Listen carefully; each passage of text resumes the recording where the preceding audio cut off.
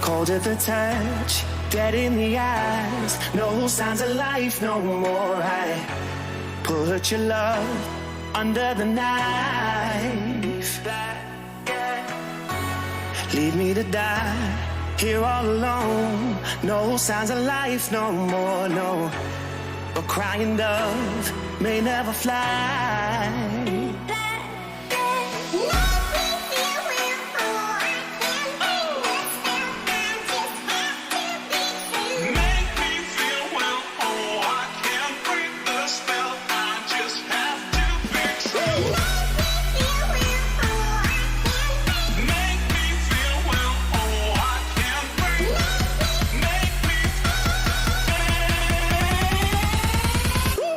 Black and white.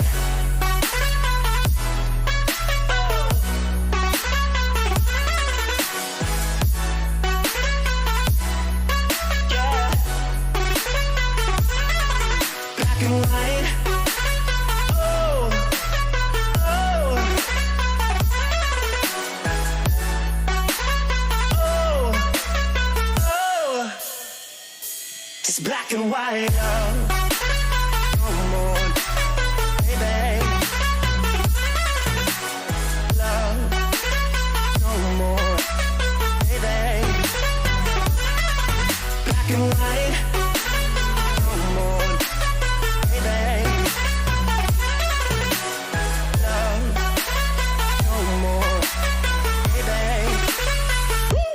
Black and white, just let me go. It's only right. For all I know, it's only matter.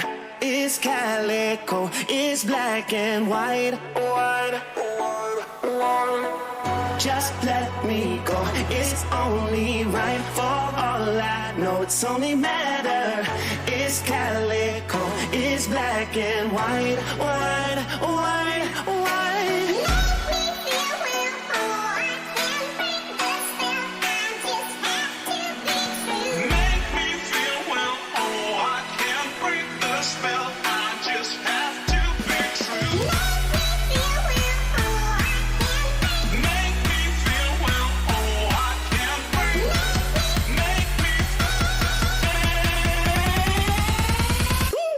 Black and white.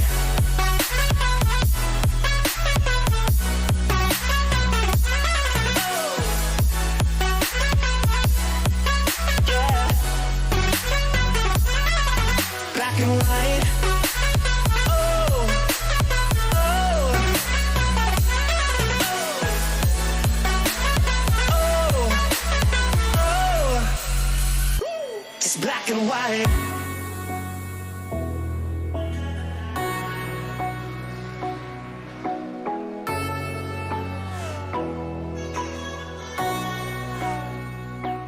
Black and white.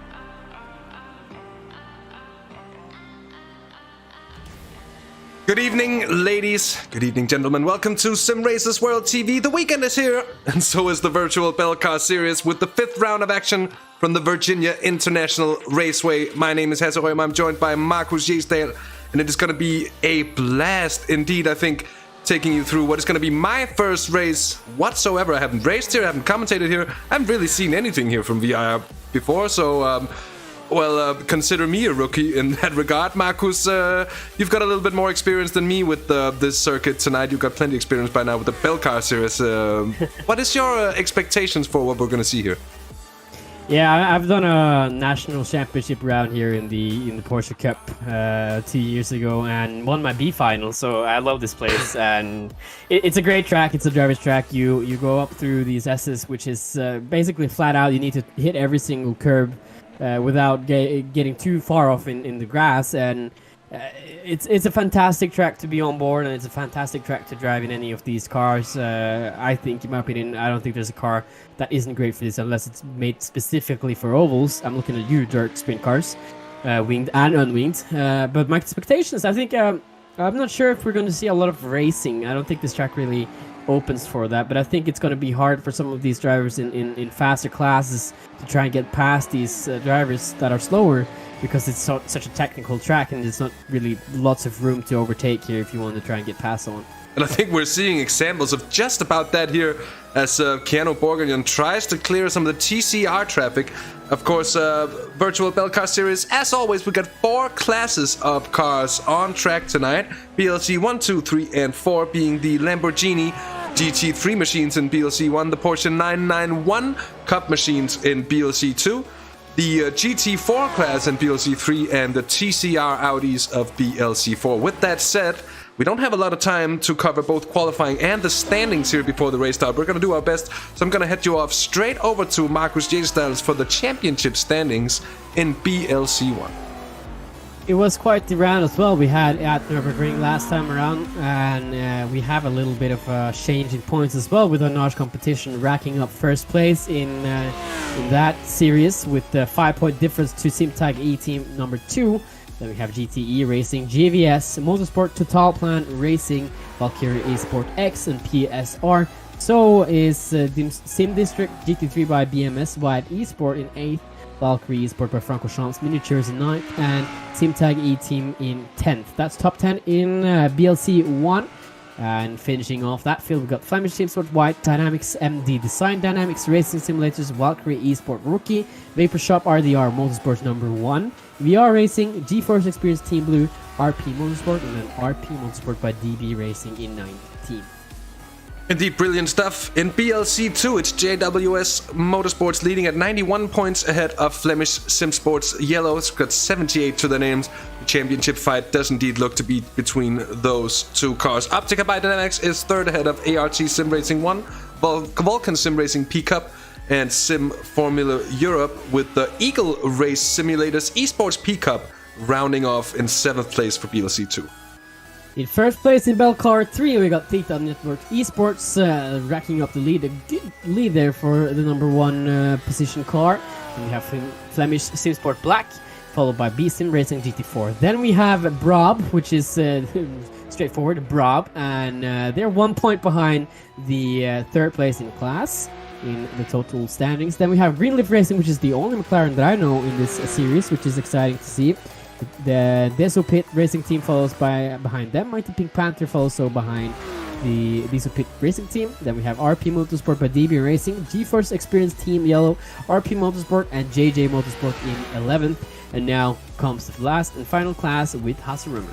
Yeah, the TCRs of BLC 4 and Sim District TCR Green by BMS Esports leads at a 92 points healthy leads over Flemish Sim Sports Red with 60 points to their name. Still an open fight though for second, only 10 points ahead of QSR Racing Esports. CCTS Esports Belcar is 4th ahead of Sim District TCR Orange by BMS Esports, who's sitting 5th.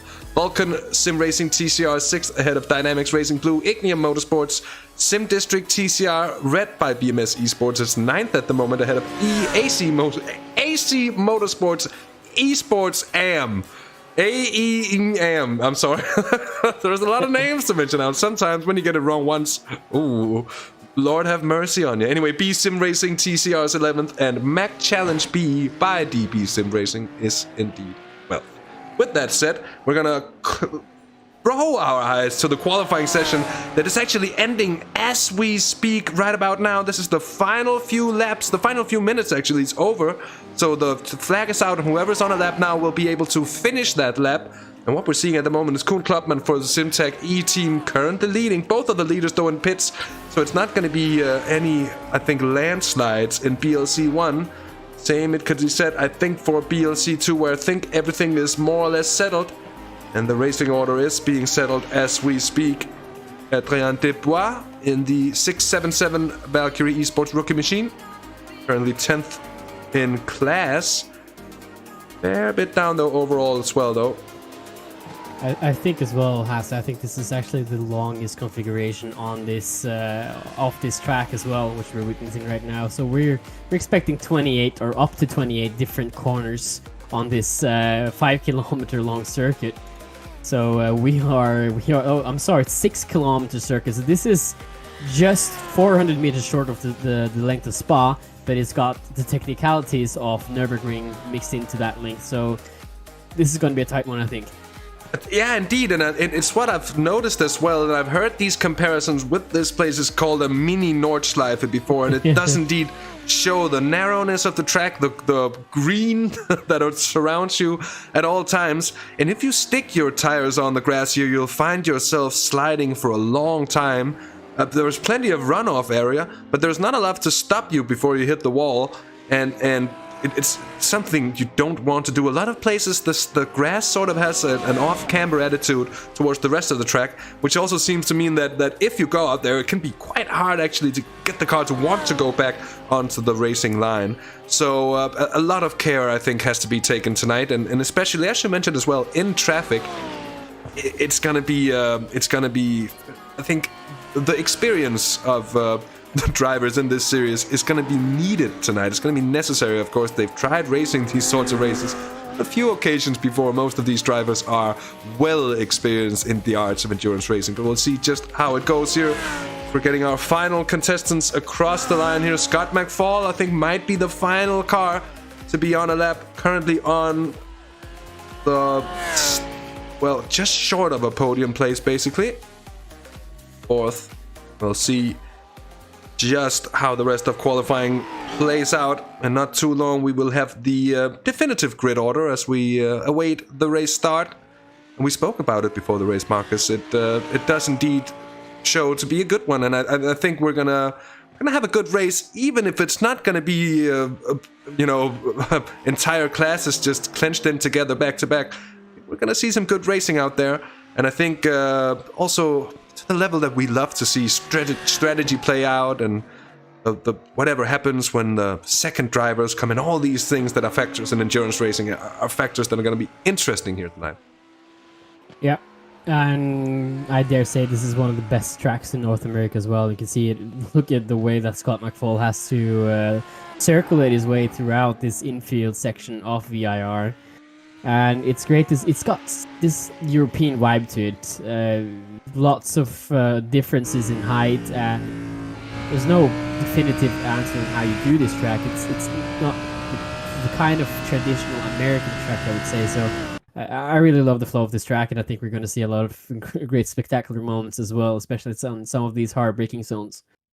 Indeed, the heartbreaking zones could be heartbreaking zones if they get it wrong. Indeed, let's see when we get the graphics up just how the end grid order is. Here it is on screen indeed. Koen Klopman for Simtag E-Team on pole ahead of Jimmy Antunes for Anage competition, and despite the length of the track, less than a tenth between the two top times there in qualifying. Renzo Ellenbrook in third ahead of Scott McFall and Joran van den Akker, with Kenny Hermans in sixth for PSR by IPM. Keanu Borgignon for Flemish in seventh ahead of Vince Peters, leader in BLC 2 for JWS Motorsports. Mitchell Lagarde in ninth ahead of Didier de Flaming, 10th. That's, of course, Christoph Raas in 11th and Bavo Fallan in 12th.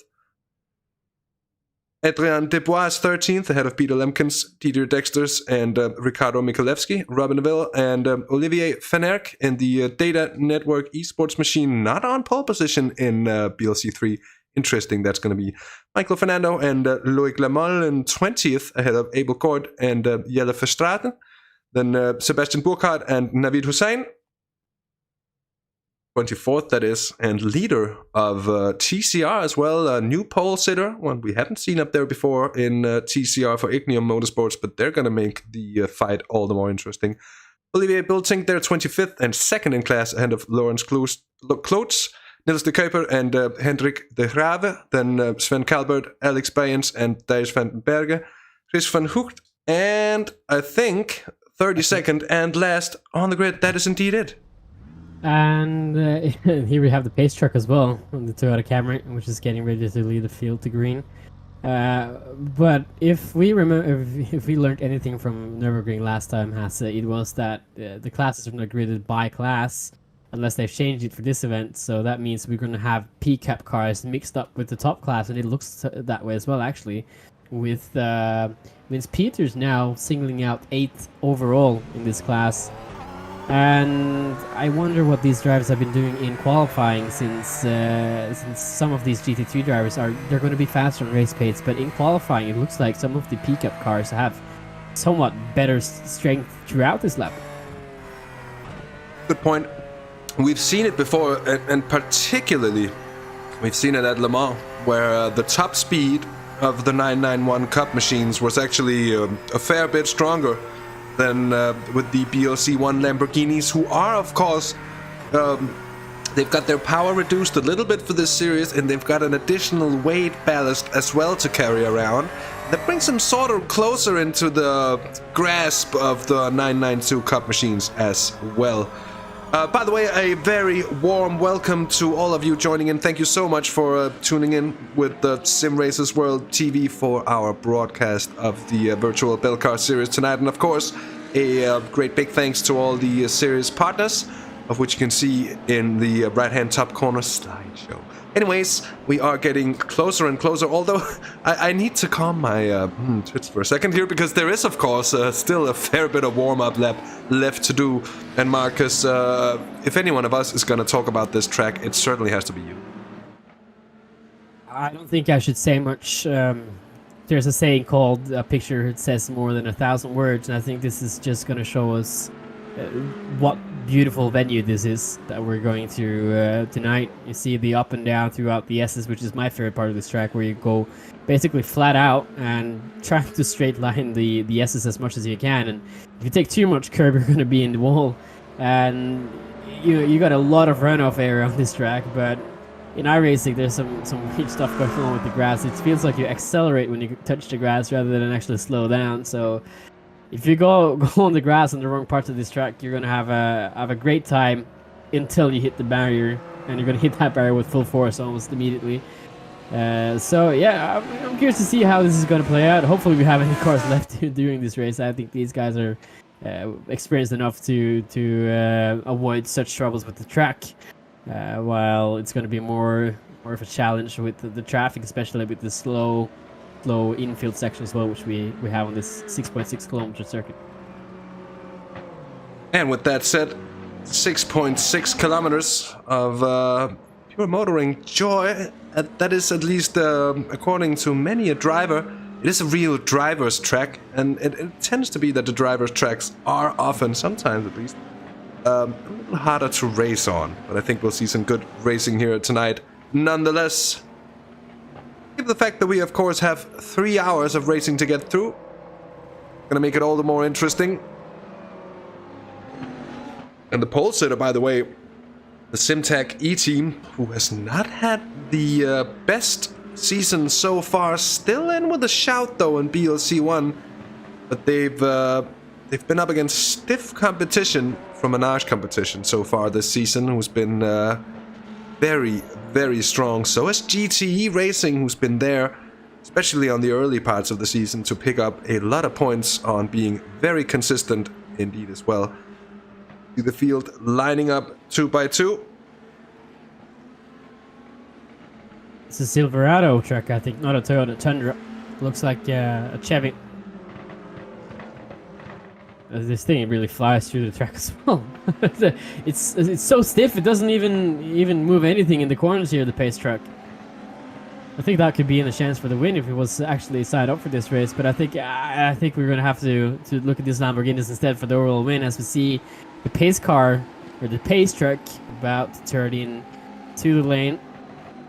Very American. I think that's what our organizers want to aim for as well. As to see him pull in right about here, almost hits the tire barrier now, and now it's up to our leaders. And the green flag is out, and we are racing now for the second to last time. This is the second or the last 3-hour event of the calendar, while we are about to go to Zolder for the next event, the 24 hours of Zolder. But now we're gonna settle things for the last time with the 3-hour race. Look at the side-by-side action, Marcus. I'm sorry to cut in here, but there's racing going on. They're still side-by-side, and Antunes in the lead. Into NASCAR now. They were shoving each other side to side here. And here comes Fabrice Cornelis back up on the inside. He's not having any of it. Tight, a bit of a tight. squeeze. Oh, he's showing himself right. This is like watching the World Finals in karting right here. These guys they know where the gaps are on this track. They know where to get past. And if you leave a door open, which is wide enough for the front of the car to get through, they're going to force their way through. You can see it here with Jimmy Antunes, who elbows Fabrice all the way out of his position. He's fallen 2 places since that.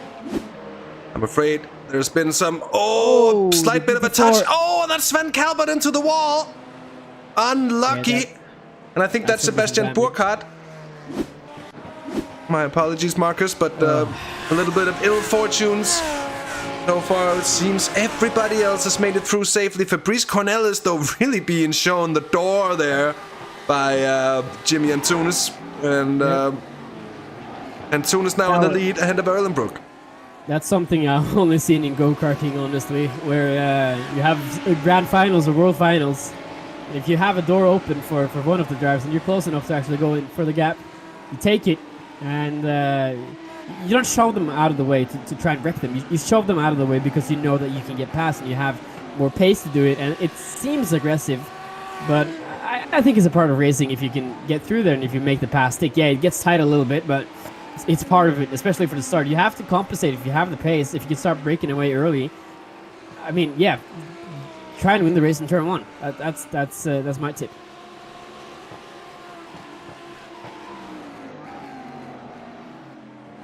Fabrice Cornelis then, who has lost a lot of places since the start. You can see he's got number 1 on the windshield here, and he is now followed by Quinn van Hooijdonk, who is this is actually a good fight now for the top 5 in this class. While even better for BLC2, we got Vince Peters, who's leading quite well here, and he's got 2 different GT3 top classes between himself and Christoph Raas.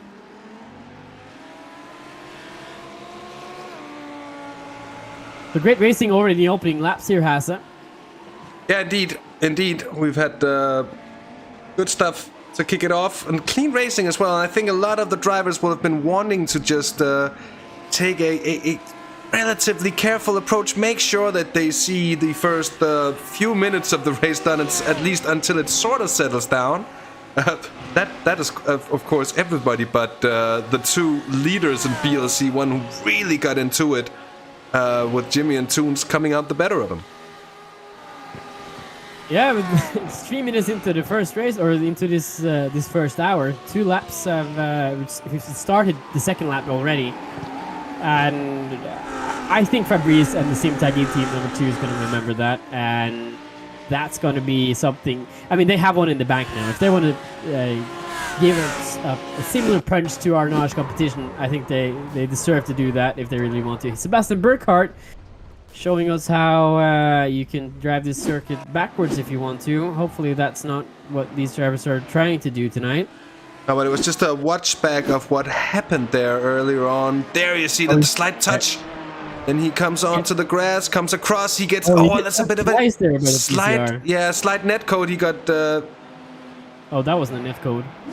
I don't think. It looked to be a net code, but that's not to say they wouldn't have touched without the net code. It just made him touch that little bit earlier, and sometimes that can be what puts you off as well.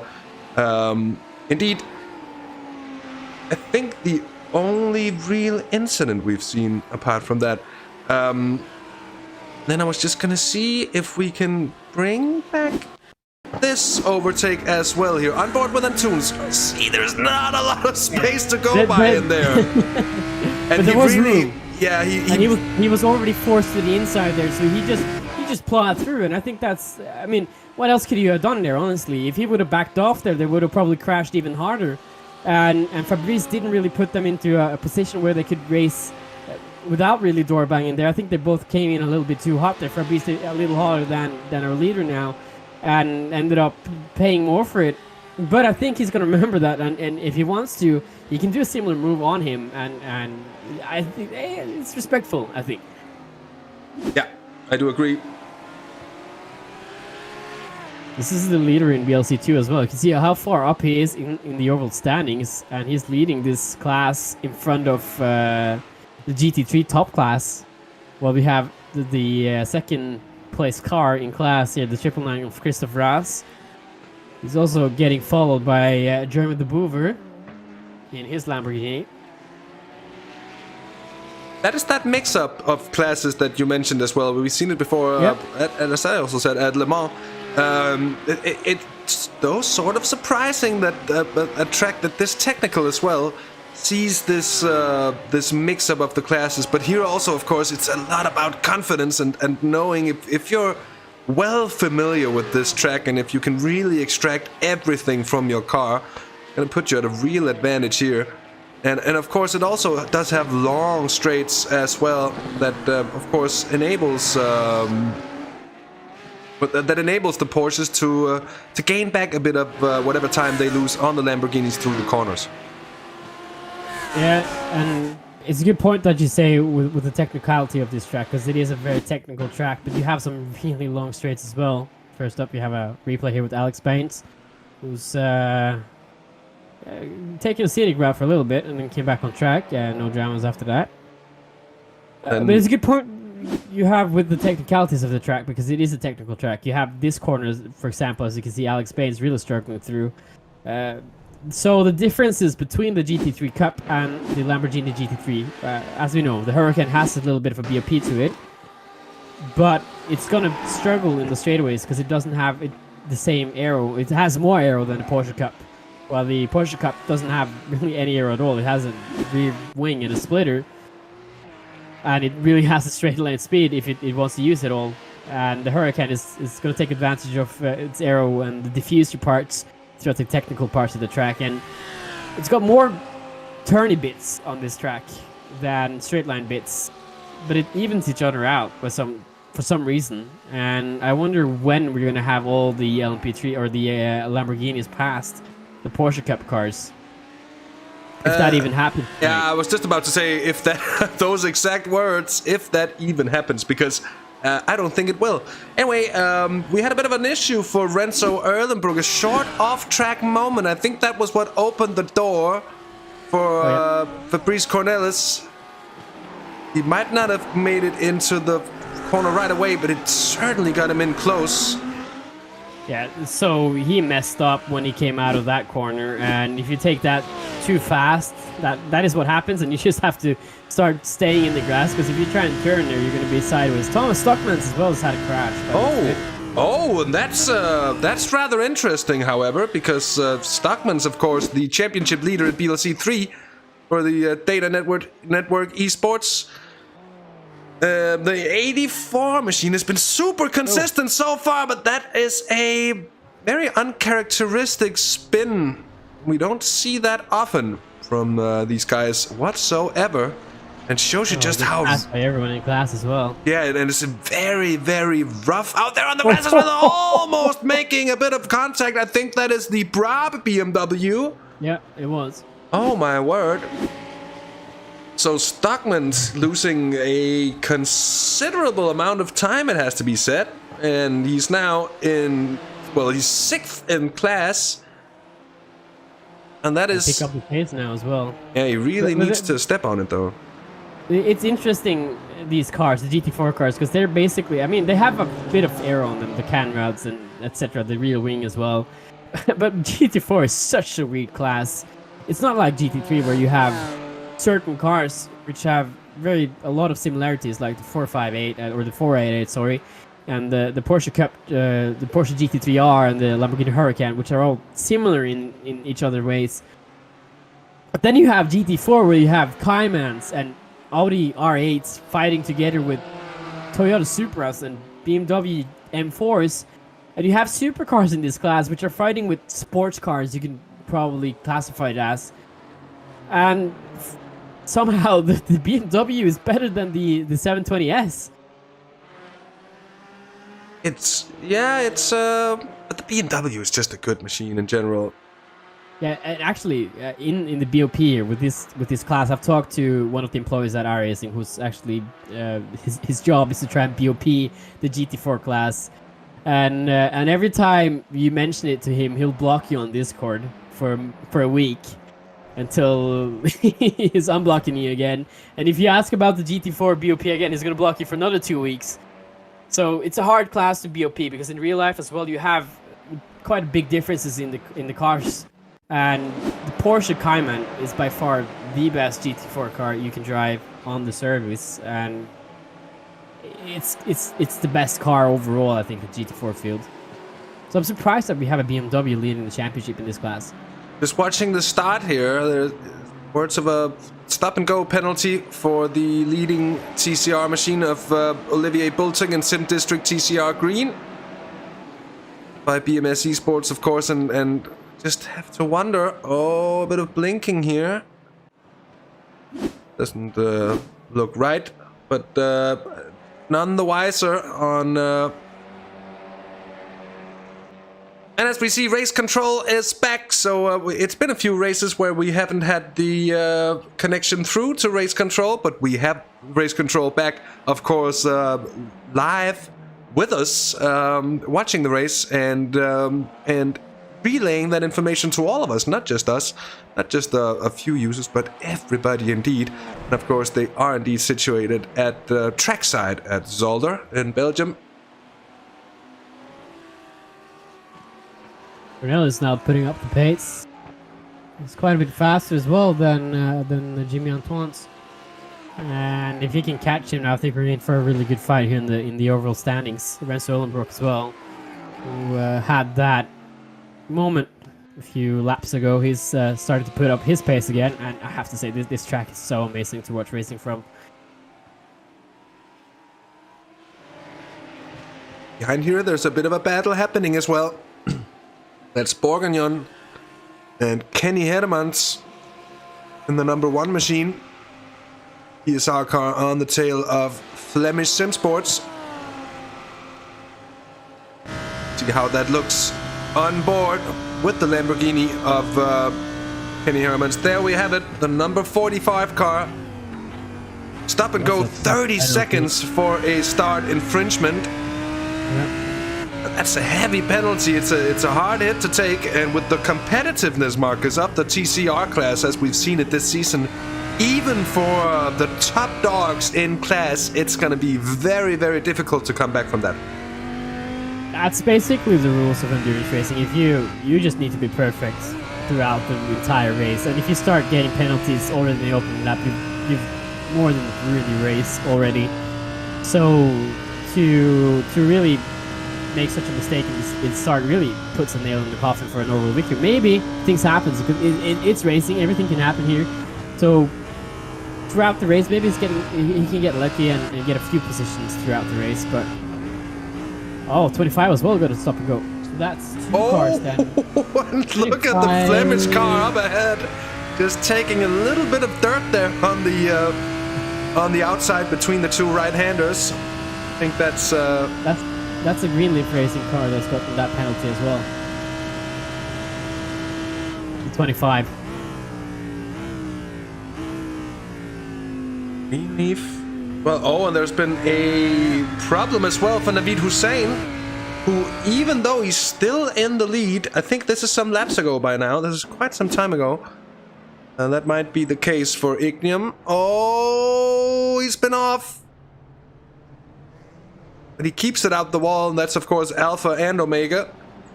The 9 seconds or so that he'll lose on this situation. That's something that you can come back from. but damaging your car in the opening stages of a race, certainly different. And it seems that since that was actually 2 minutes into the race, and Naveed Hussain is now leading the TCR class, so he's gone from behind everybody, basically overtaken everyone in class, and gone back to now leading after that penalty for the 45 car.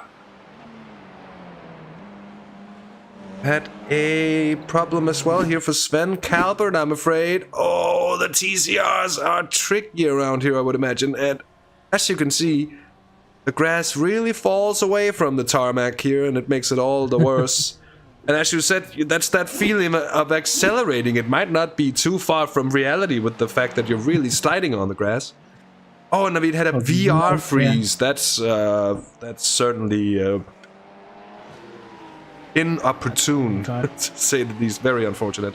Vince Peters. Yeah, good thing that he came back into the race now and has managed to take the lead back again. That's not something that's easy to do either in these classes. But he's got quite the pace as well. So I'm just wondering how that's gonna result in the tires if he wears them too much. If they're gonna struggle a little bit more with the end pace. But I think Hussain has got control over his lead now in the TCR. And as you can see, sim time 3:30 in the afternoon, air temp of 21 degrees, but with a track temp of 30, partly cloudy, so expect that to could drop down, well, depending on how the weather situation develops. Of course, I think the drivers will be hoping for temperatures to cool down just that little bit, because of course that really aids tire life, especially on a track like this.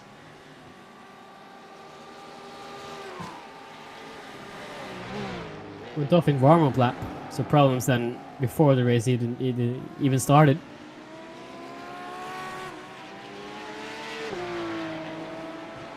I'm sorry, what? Yeah, no, I was just reading the comments here. Hussain was able to start at his normal position again. He went off in the warm-up lap, so he's gone off then throughout the pacing. Ah, so that was on the warm-up lap. My apologies then. That was maybe why it looked to be very early in the race. So, apologies for the mix-up. It showed up in the event viewer, and I thought, well, that's probably going to be an important one. So, our assumptions that he had a wild fight back here in the opening 17 minutes of the race, not quite true indeed, but... but I have to say, though, Hasse, fighting back throughout the pace lap is tough as well sometimes. I've had that happen to me in a go-kart race once. You have a rule there, basically, saying that if you fall back on the formation lap, or in the warm-up lap, you can get back again to your original start position if you get past a red cone. And if you don't get your position before that red cone, you have to just stand where you are. So trying to get back up to your original position when you're pacing is not just easy. No, but it's a good point, and also the fact that you'll be mentally, it's gonna offset you somehow, and it's. And it's going to require quite a lot of cool to be able to stay on point, to be able to jump right back in and deliver in such a situation. Here, Vince Peters, still 6th overall. That's the Greenleaf McLaren that they are lapping at the moment. Yeah, and you can see that 30-second penalty. Yeah, so he's gonna... I was just about to say, Markus, sorry, but you can really see how there are, and that's just following up on something you said earlier on.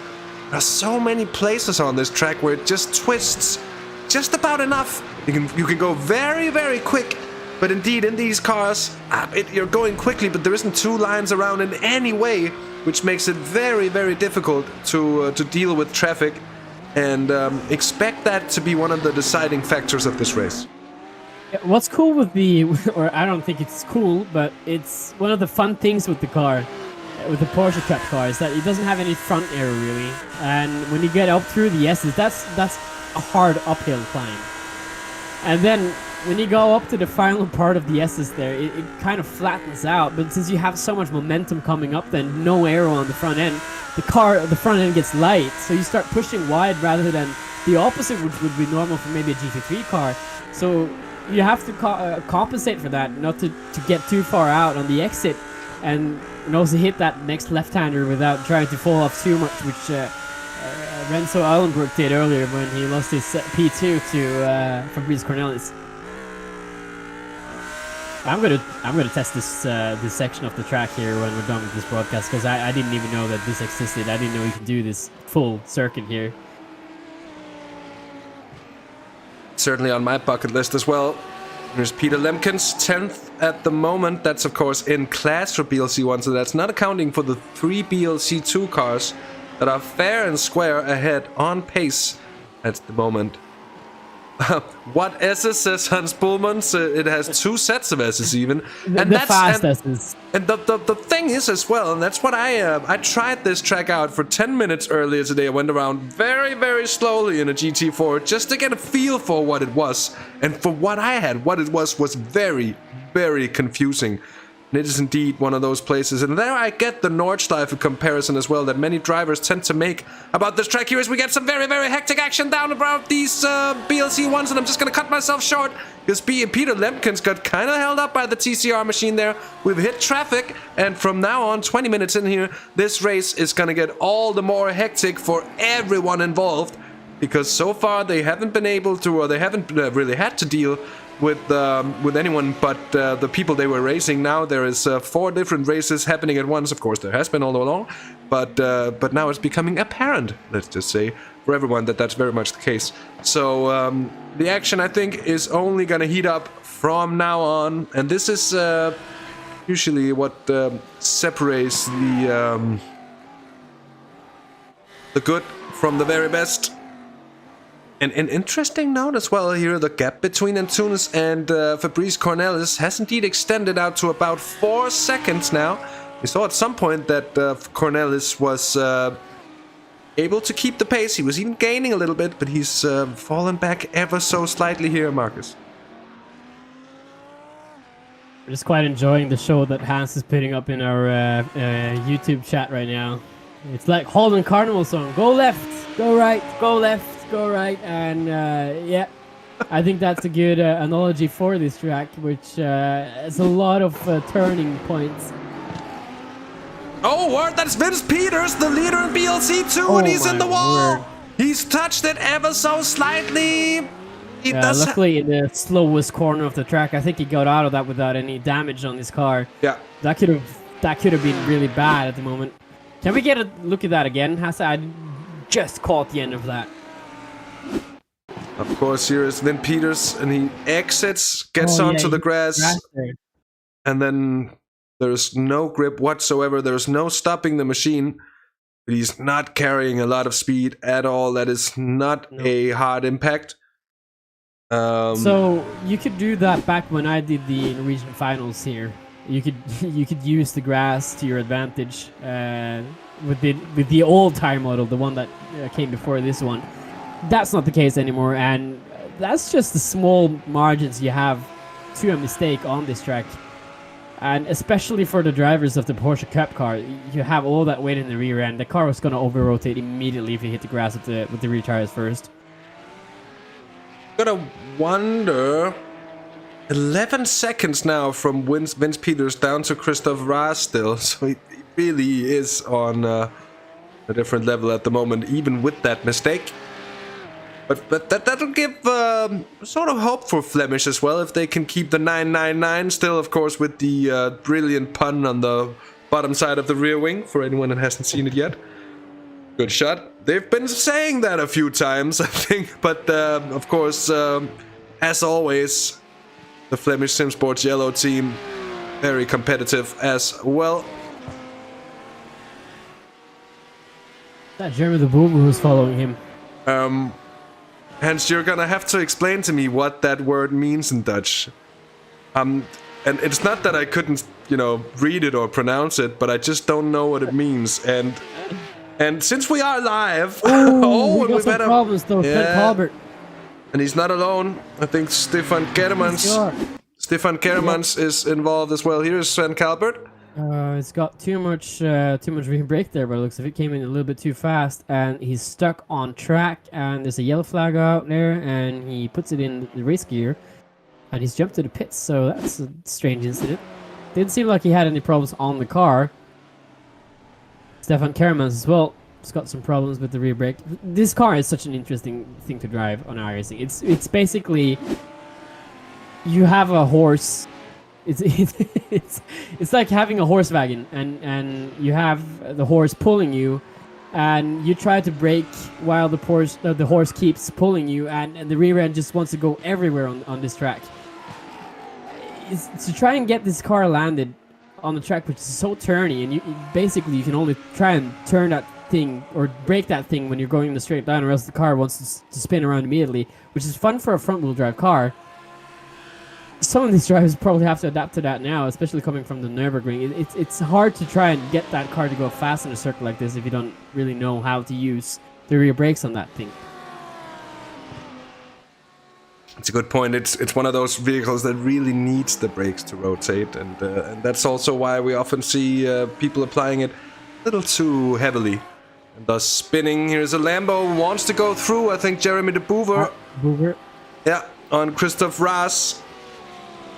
And of course... Now, yeah, I think we're starting to see the GT3s now, the tire life of the GT3s lasting a little bit longer than the Cup cars. Looking at the lap times now, 2:30 for Christoph Raas and 2:29.7 from de Boever. Vince Peters, though, he's got quite the pace still in his Cup cars. It's actually second faster than German de Boever. So maybe not yet, but we're starting to get closer to the area of where the GT3 cars is going to have a little bit of an advantage over the Cup cars, I think. Yeah.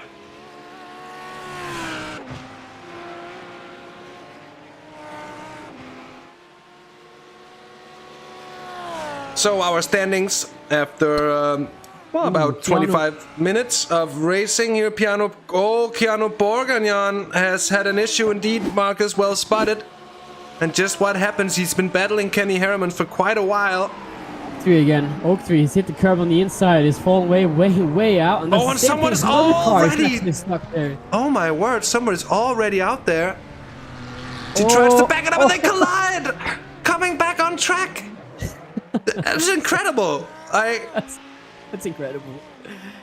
How do you do it's that? It's de Kuiper, Nils de Kuiper, who, look at this, Nils de Kuiper does exactly the same thing. Yes, he comes off, but he does it into like a slightly heavier degree. We know that, and then he comes sliding along.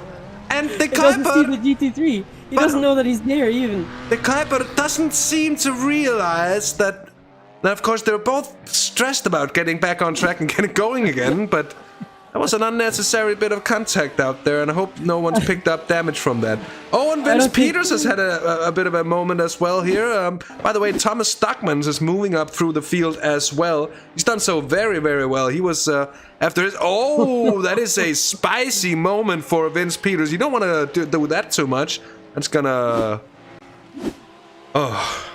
that could damage the car. I don't think any of them saw each other when they came through the Oak 3 there. Nils, who ran off earlier, and you can see the difference between the front end engine and the rear end engine, because the front end engine went in nose first while the rear end engine went in back first. Both trying to get out of there. I think none of them knew they were there either, and they would have been quite surprised seeing that there was a car trying to get out of the spot they were stuck at. But I don't think that's going to be the last incident or the last spin we've seen in Oak 3 tonight. It's proving to be one of the more difficult corners, even though it's one of the slowest ones. You have to hit that entrance perfectly, or else you're gonna do the same thing as we've seen now. Two other drivers done, and also our leader in P Cup, Vince Peters, done. Indeed.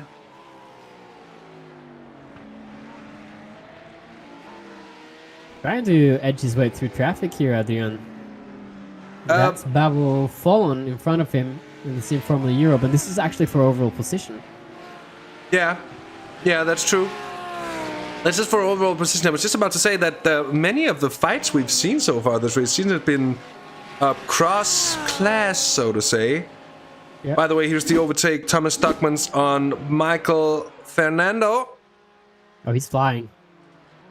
It's a great looking BMW as well. I love the accommodation of the blue and the purple.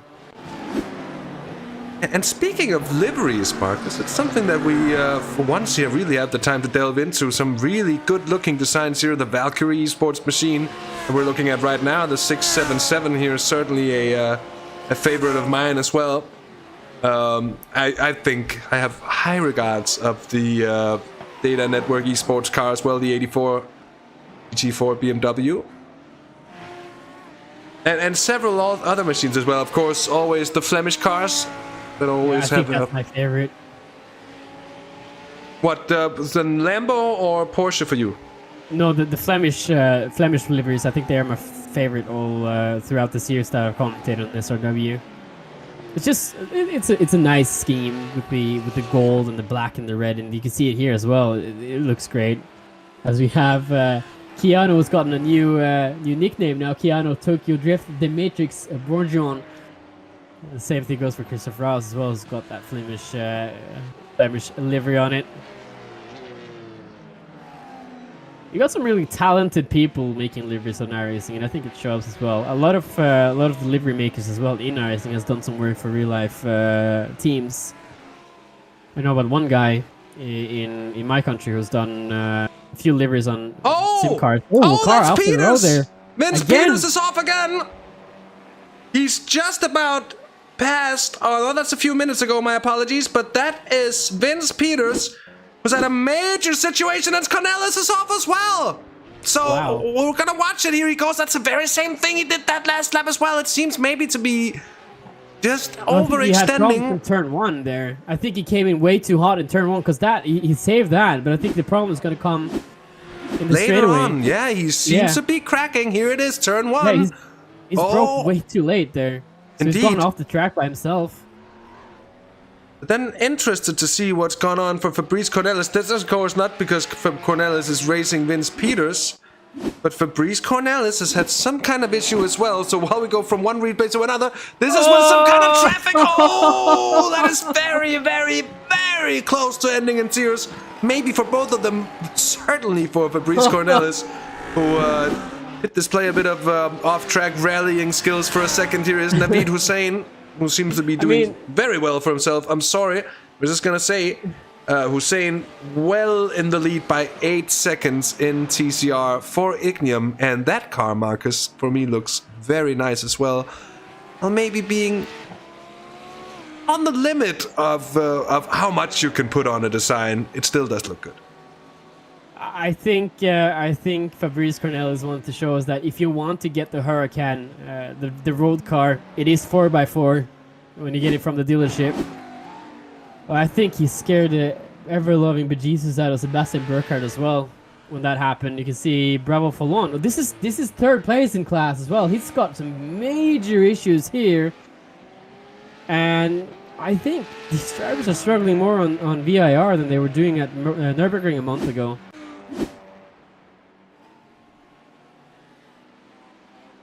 Yeah, that's a good point. You can see the sun as well setting a little bit more, so the track temps are cooling down. Ooh, as we have one of the Flemish cars pass one of the TCRs there. I thought that was going to get tight, and it looked like it got a little tight for the TCR. And that's Christoph Ross, who's sending it on. I can't see who that is in the TCR. If you can get a look at him, is that Philip Vliegen, maybe? Yeah, for duct tape. Yeah, it is. So he's yeah, I think when you're bringing a TCR car, you have to be in the mirrors all the time because these drivers are just flying past you. I don't think it's worse than being in a GT3 car at Petit Le Mans and then have an LMP2 car come way past you in turn 3 or into the S's. We spoke about this earlier when I did the Petit Le Mans practice here, Hasse. And maybe a little bit more comforting for the TCR drivers, but I don't think it's a lot more different from having a LP2 car flying past you in a GT3.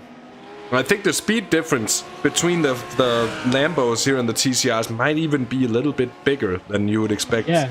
But the LMP2s are indeed flying compared to any GT cars. And as a driver, I've done a lot of LMP2.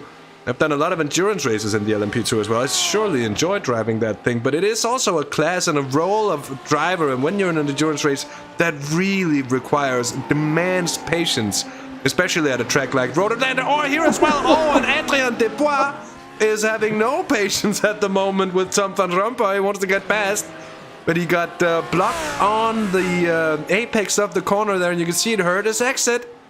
Or maybe he got in a little bit quickly. You can, by the way, Claude Alain, you can get a glimpse of the live timing on your own if you so desire. There is a link in the description. And if you don't desire that, I shall tell you that the gap is at the moment 6.75 seconds between Jimmy Antoon's Foreignage competition and the second place driver at the moment, of course, Fabrice Cornelis for the Simtag E-Team number 2 machine. And then only 4.8 seconds between Cornelis and Renzo Erlenbrook. So Renzo Erlenbrook really doing well today in the 99 machine for GTE Racing. We haven't seen many missteps this season from the GTE Racing boys. Or the men, if you will, but the lads. But anyways, they've done brilliantly for themselves. They've picked up some good results, a win included in that. And they're still in a good position in the championship fight as well as well as in this race, because they will be there to pick up the pieces from any mistakes made by the drivers up ahead. That much is for sure. I think I know what I want to do for my pandemic end holiday here, Hasse. And I think it's going to be a trip to Virginia and get a rental car and go here, because it does say that on that banner right ahead, Motorsports Resort. So yeah, it's on my bucket list in real life, at least, that's for sure now. Not sure if a rental car could handle these curbs though. I guess I'll have to see. Well, I guess many cars can be rental cars in the end, Marcus. So you just have to spend the right amount of money on renting the right car, and I think you'll be just fine in the end. Worry a bit more about There's a fun thing about this track, though. You don't need a fast car in order to have fun, because the track is so twisty and turny. And I think the TCR guys as well are really enjoying this track. I actually did a few laps with the 720S on this track a little while ago, just to have a little bit of fun. I was bored and I need to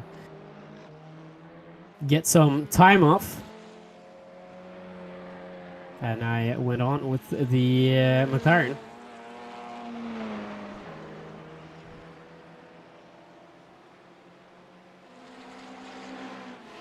Vince Peters certainly not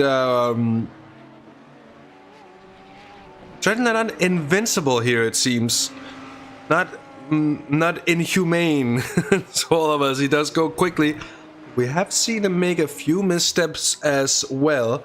The gap from him down to Christoph Raas at this moment, though, is 17 seconds. And last lap, he was almost 2 seconds quicker than Raas. Of course, Raas, I think, been in a bit of traffic there, but he's making up for whatever small missteps he's making here, Vince Peters, in absolute breakneck pace at the moment.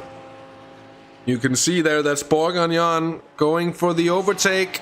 Well, this time around, I think he's going to do it. You can also see that they're having a hard time overtaking on the straights, the Lamborghinis, though into the corners with the ABS. They can brake quite a bit later.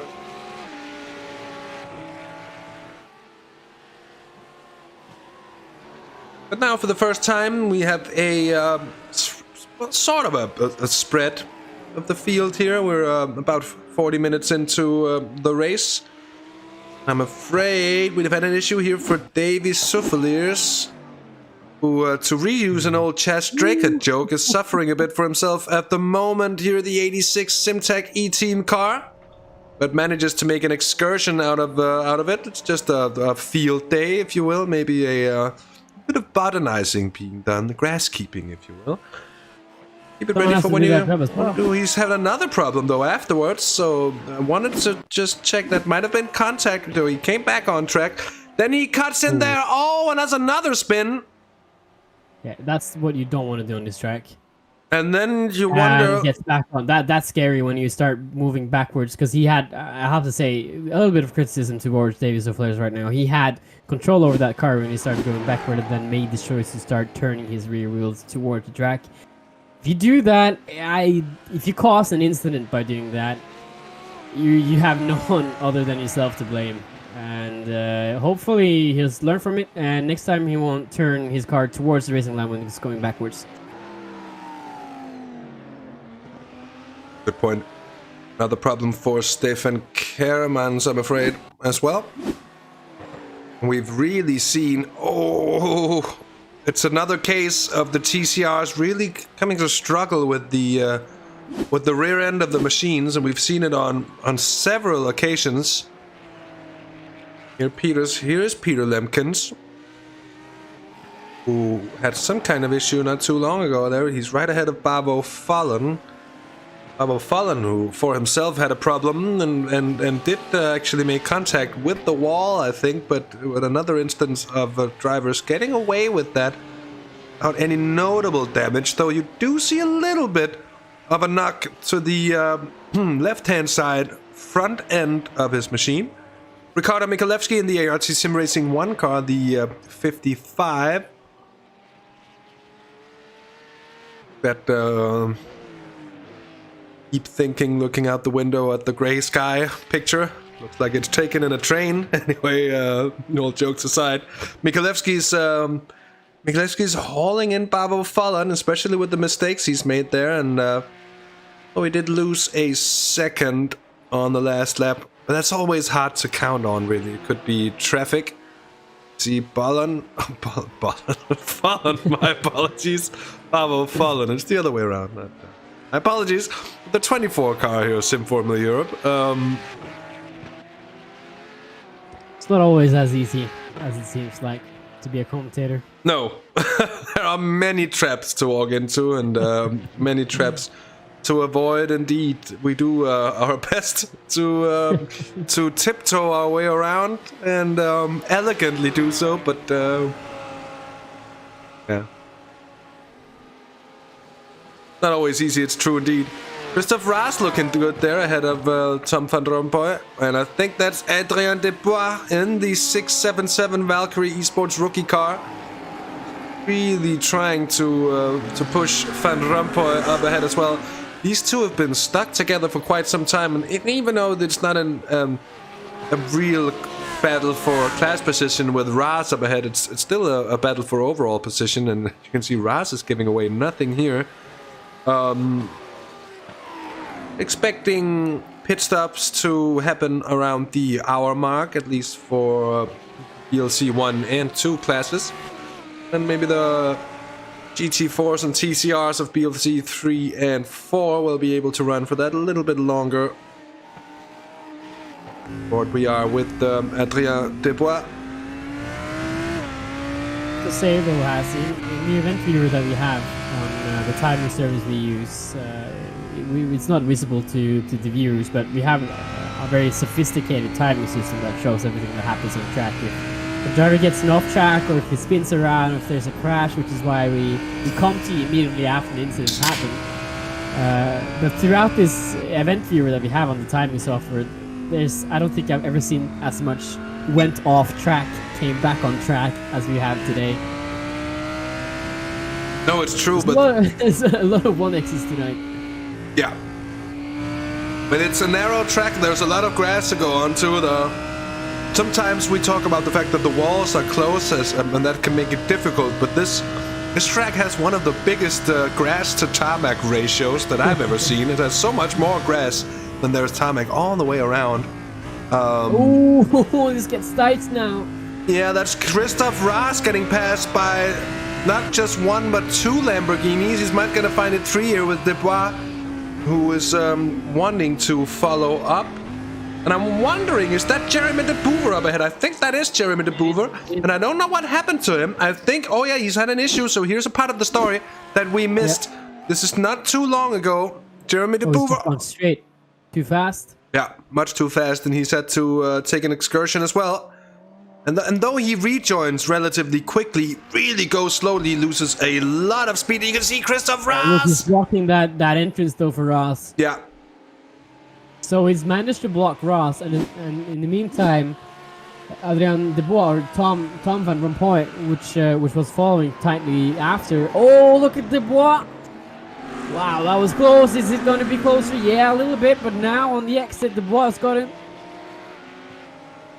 So that was tight throughout the oak tree. But what happened there with the Boover, he managed to slow the pace down from the two coming behind him. I think he's got more problems now as Christoph Ross was not happy with that pass by the looks of it. And now Jeremy has to watch out for Tom Van Rompuy and Adrien Dubois, who's following 9th and 10th in class. We have the pass from Renzo Ullenbrook going into the pits. Or is it? No. Passing the PCR and that got close to the wall. Sure, this isn't a golf course instead. I mean, it's a good point. You could probably go golfing or picnicking here if you want to. I'm sure you could fill out the green bits in between. Just put some hole in there and do an 18er. Pretty easily here. It would be good terrain for it, and you'd have somewhere to go with the golf carts as well that isn't too bumpy. A nice way to get around.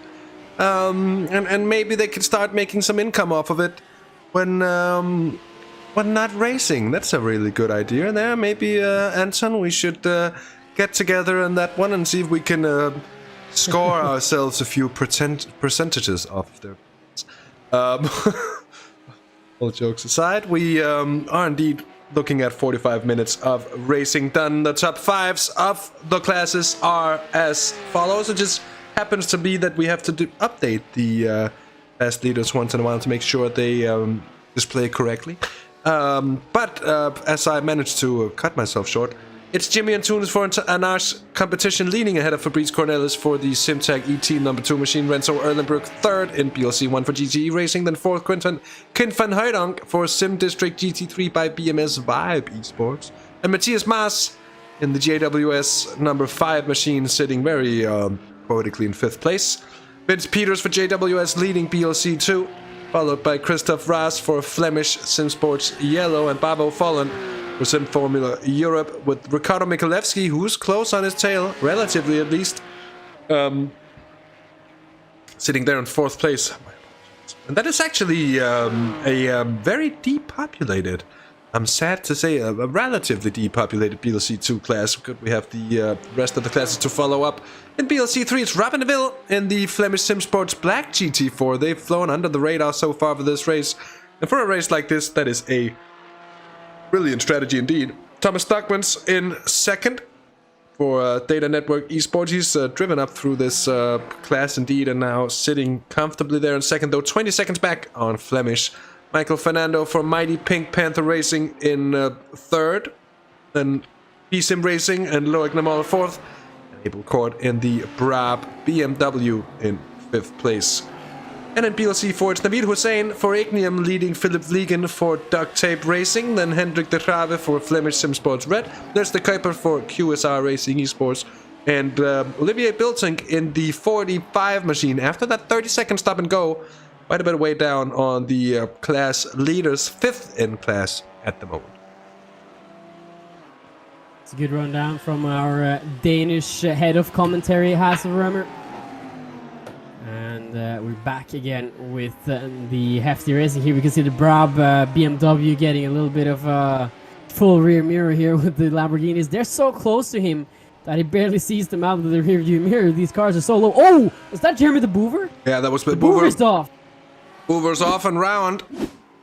Oh, yeah, look at that. Oh, he's crashed again as well. Who was he crashed with? Is that with Babel Fallen? No, but it just means he's come to a standstill. Yeah, but something else. Yeah, something's happened with Babel Fallen. I think this has been a come together here. We're watching on. Here for the Boover. We're watching on here as he's having to. Oh, this is not a good place to be in. Oh, yeah, there's Fallen. There it is. So you're correct, Marcus, I'm afraid. Oh, and that is a major impact. That's a ruined Lamborghini and a ruined Porsche Cup as well, which is sad then for PLC 2, which has been so scraped lately with participants.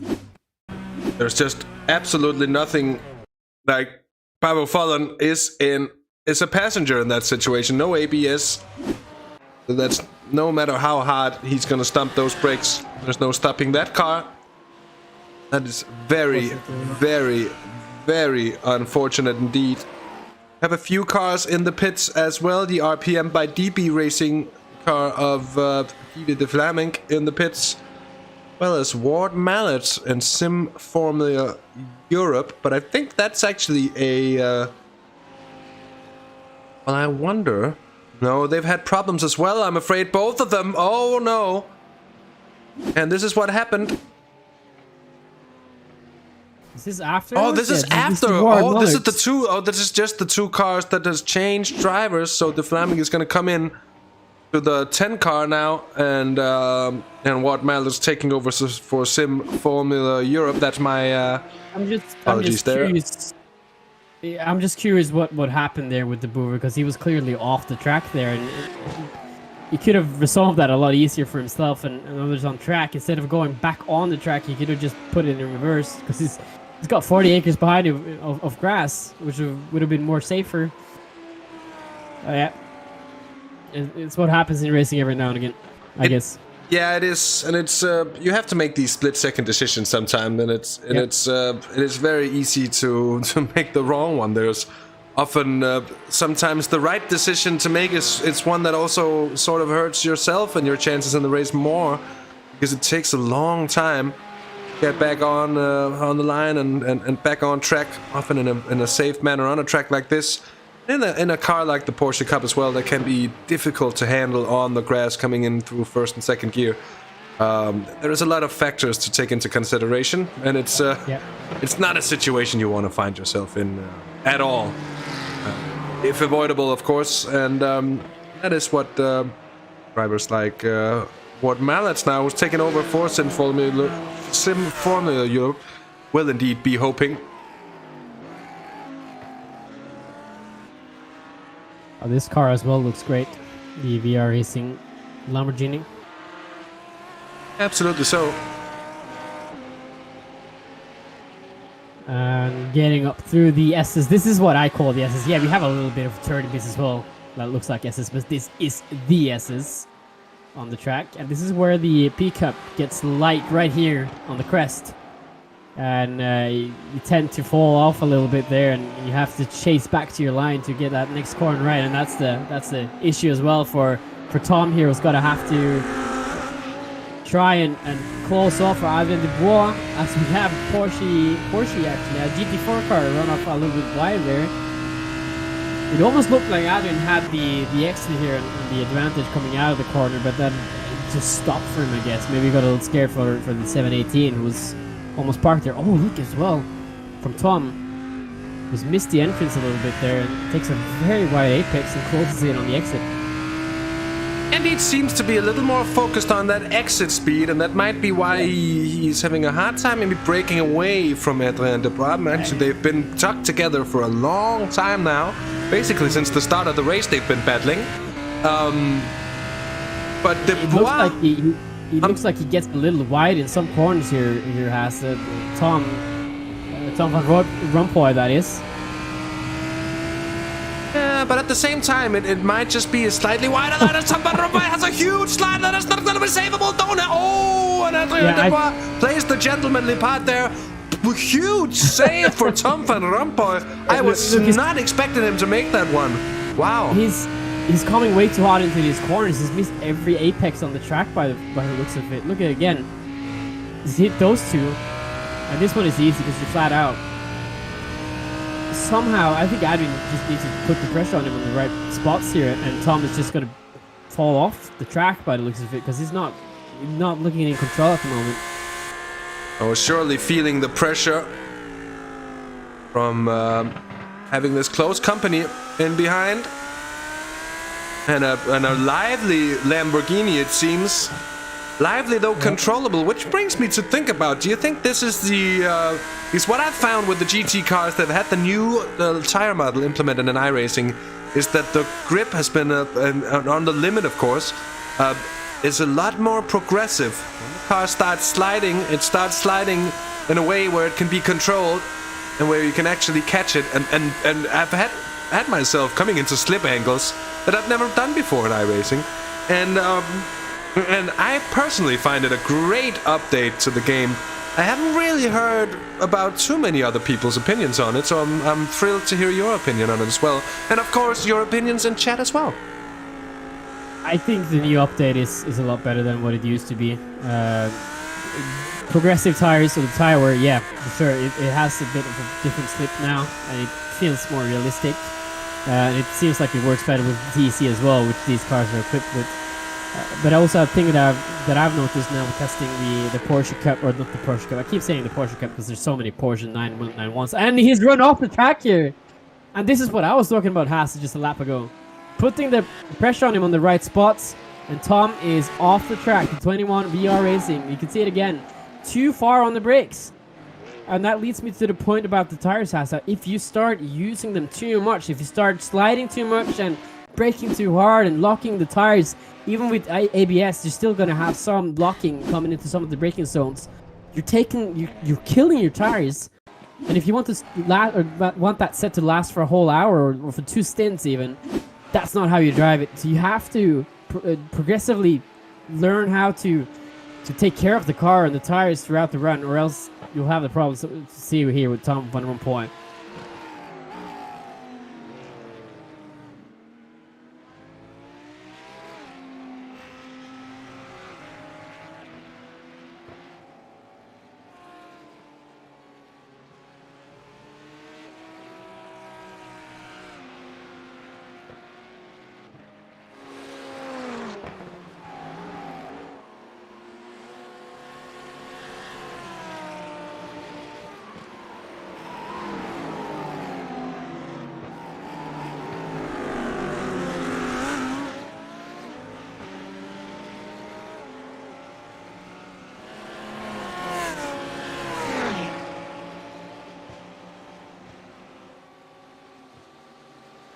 Yeah, they have that penalty in the start here for start infringement, and that's put them way back in their split, or their class, I should say, which is more better to describe where they're at.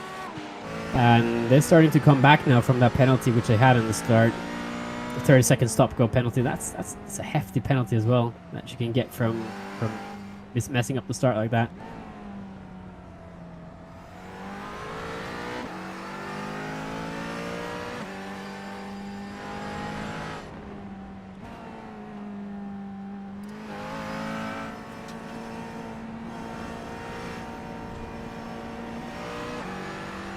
Yeah.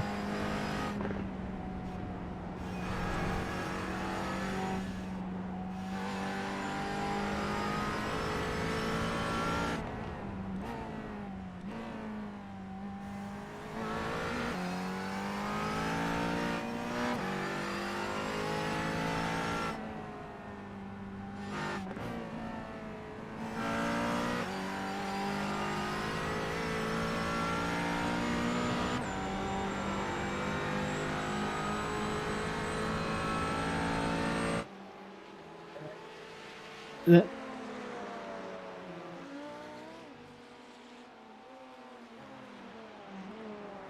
thing about this car as well, which is kind of funny, the GT4 class in general, is that it's probably the class which is closest to their road-going versions than any of the other cars on this track, even the Cayman 718. The only thing they've really done to this is get slick tires on, get rid of the interior, some of it at least, and put a cage in it and a rear wing, and that's it. It's a showroom car which has just got slick tires on it, basically.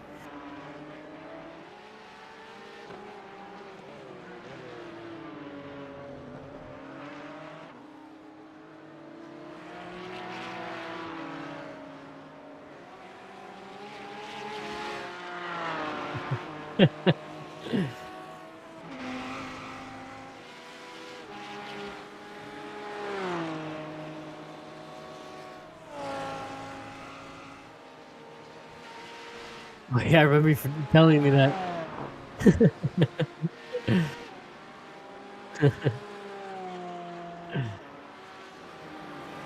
Yeah.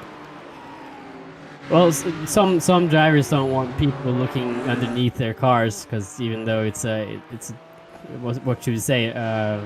It's a car which is FIA graded, so you can't really do much changes to it. But still, there's maybe some things that other people don't want you to see. For example, camber adjustments or caster adjustments or towing angles and whatnot. No, I know, but still, even if you have it on service. Yeah, it could also be a very good point. Yeah. But my experience with amateur racing, even if it's in your nation, it's just people don't want you to see what you got underneath your car. But it's a good point as well. I think it's mainly it's because they don't want you to really come in there and touchy. Great, so I'd lost my mic connection for a second there in OBS. And no, I was not muted, but it seemed to be some kind of glitch issue. I had to reconnect it in OBS, and I've done so. Now it works. My apologies. I could have just gone with the muted excuse, but yeah, wasn't it?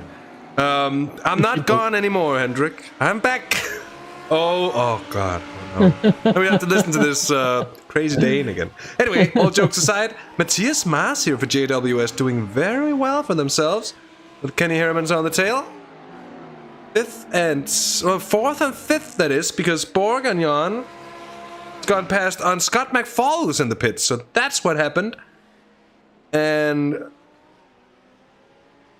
I don't see Scott McFall anywhere, and that might be because they're changing drivers. I didn't see him having any incidents either. I do see them having entered the pits though, but no sign of.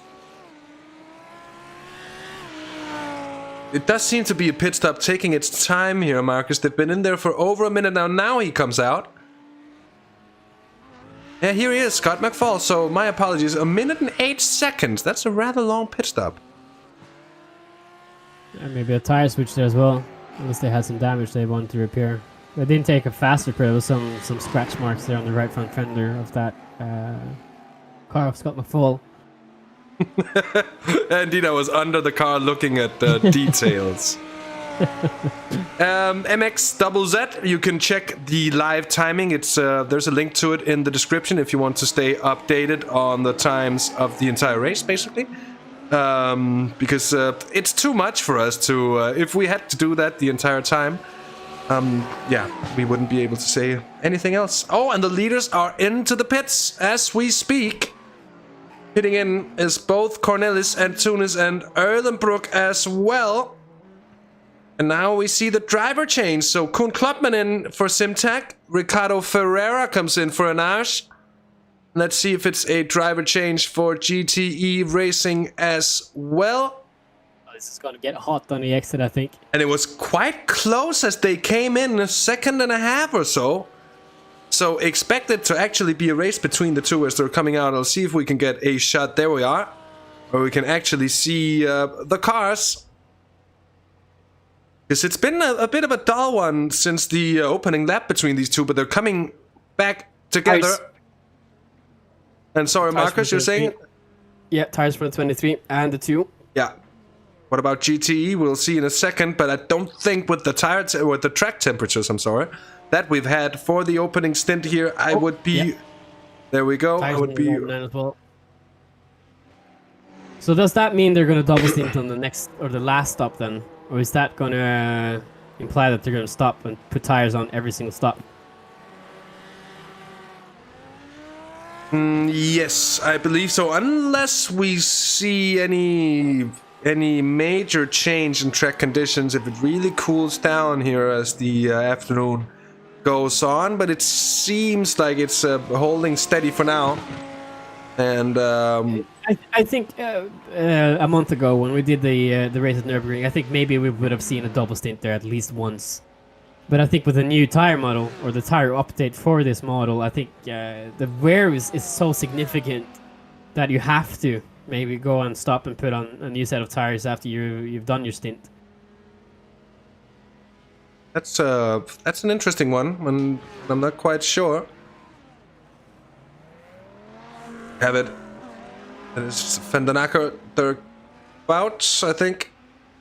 We got Vince Peters now leading overall in this race, which I think is fun because he's in the second class here at the Bill C2. Porsche Cups.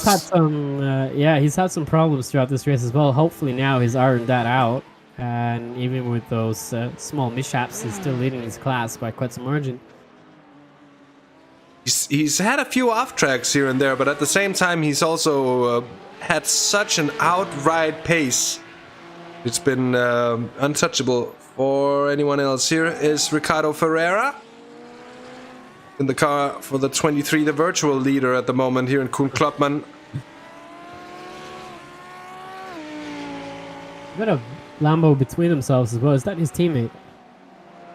I think it might be. I think that might be DJ Dexter's, who's actually in front of Kuhn Kloppmann here.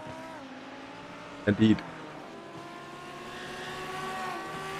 And I wonder how easy he's going to make the pass for his teammate, who's now a lap ahead. Oh, look at the air that the 2 car got over the curb there, Hasse. That's gonna give you a hard time in the morning after. I think he went off the track there for quite a bit there with 2 wheels. That was kind of cool. Oh, Mitchell taking over the VR Racing. Oh my word, that was so close there. Carlos Maestro gets a warm welcome to track there. It's, are you awake, buddy? you better be. It's one of those races. I gotta say the 677 has done very well to avoid whatever incidents has played out ahead of them. It's not the first time they've had to take evasive action. Now Carlos Maestro, just having gotten in the car, managed to do very well as well here. Oscar Wilkins coming into the car for JWS Motorsports. Overall leader, they were on this lap, but no more. They're going to take their rightful place still at the head of BLC2, of course, as Christoph Raas is going to come in as well. I think Ricardo Michalewski, very much the same for him. But anyway, Oscar Wilkins, who jumped in last minute, I think, for JWS Motorsports Series. Let's see what the Formula Volante driver can do here as well. A driver who's quite experienced doing racing in this Porsche, the 991 Porsche Cup machine here. So expect him to be on the pace. I'd expect nothing less from Oscar Wilkins.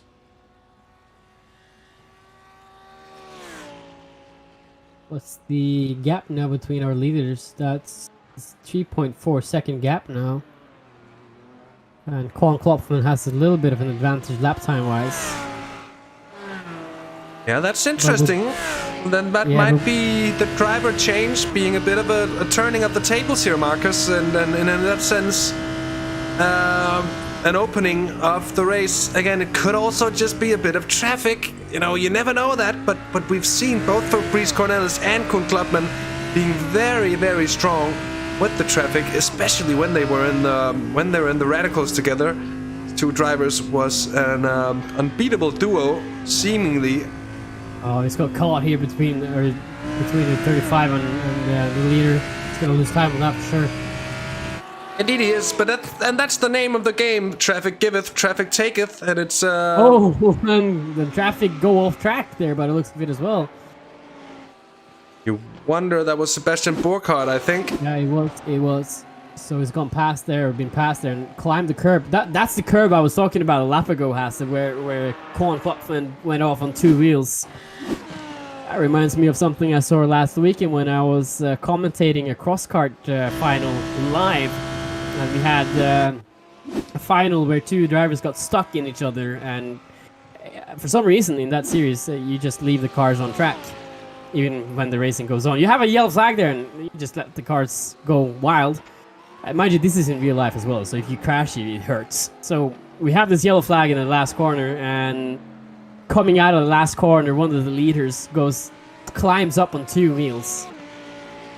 And I've never clenched my rear end so hard before, Hasse. I was absolutely certain we would see 3 wrecked cars in that incident there, and it was so close to being an awful incident. But thankfully, real life drivers aware of the bill that it would cost to repair such a damaged cart managed to keep away from it. But that was so close, and I think Cohen as well. Maybe not as high up in the air, but that was up on 2 wheels there for Kloppmann. Yeah. So Hans Poelmans in the 999, of course, still second in class, well clear of the ART machine that's been taken over by Philippe Febert. And Ward Mallett's, of course, in for Sim Formula Europe. We've had driver changes all over as well. So in the lead of BLC3, of course, now is Diego Hames. with Olivier Fenerk in the data car, 14.6 seconds down. So let's look out for this battle as well. They've been gaining, not at an extreme rate or anything, but they have been steadily gaining on the leading Flemish Sim Sports Black Porsche.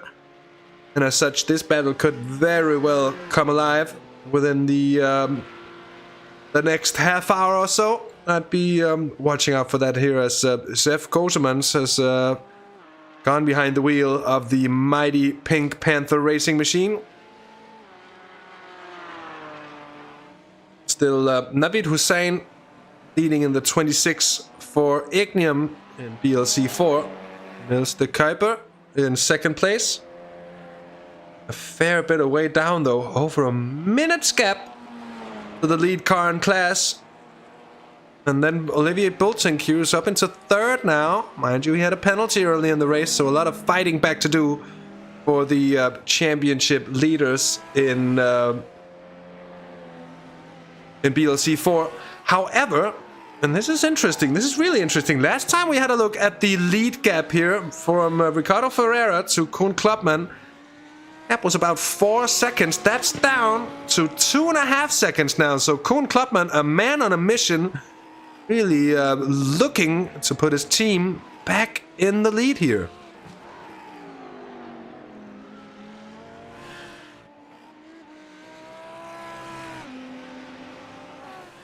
Really putting the pace on him now. Also, thankfully, the iRacing doesn't have dynamic curbs here, whereas I don't think there will be much dirt around these concrete curbs for a lot longer. Yep, that's a good point. Well, we'll see. Koen Klopman, gap, 2.4 seconds. Was staying as it was, and you don't realize from the camera angle we had before, Markus, just how close the tires are. Feeling on the right-hand side as you try to apex that corner. If you really want to get the max out of the exit there, you touch that a little bit if you can. Just barely enough with the front fender. Not more than that, just so you skim it. At least that's how I used to do that corner. It's been a long time since I've raced here with any cars. Sounds like I'm 40 years old right now. That's not the case, but it's just been quite some time since I've been actively sim racing now, Hasse, which is, I think it's unfortunate. I would have loved to do this more, especially seeing these races as well, this track configuration especially. It makes me want to go out and do this more than sit here and commentate. But there's going to be another time, I think, where such allows for itself. Also, a good story here from Thomas Metz in our YouTube chat field, talking about how it was for him on the 24 hours of Zolder.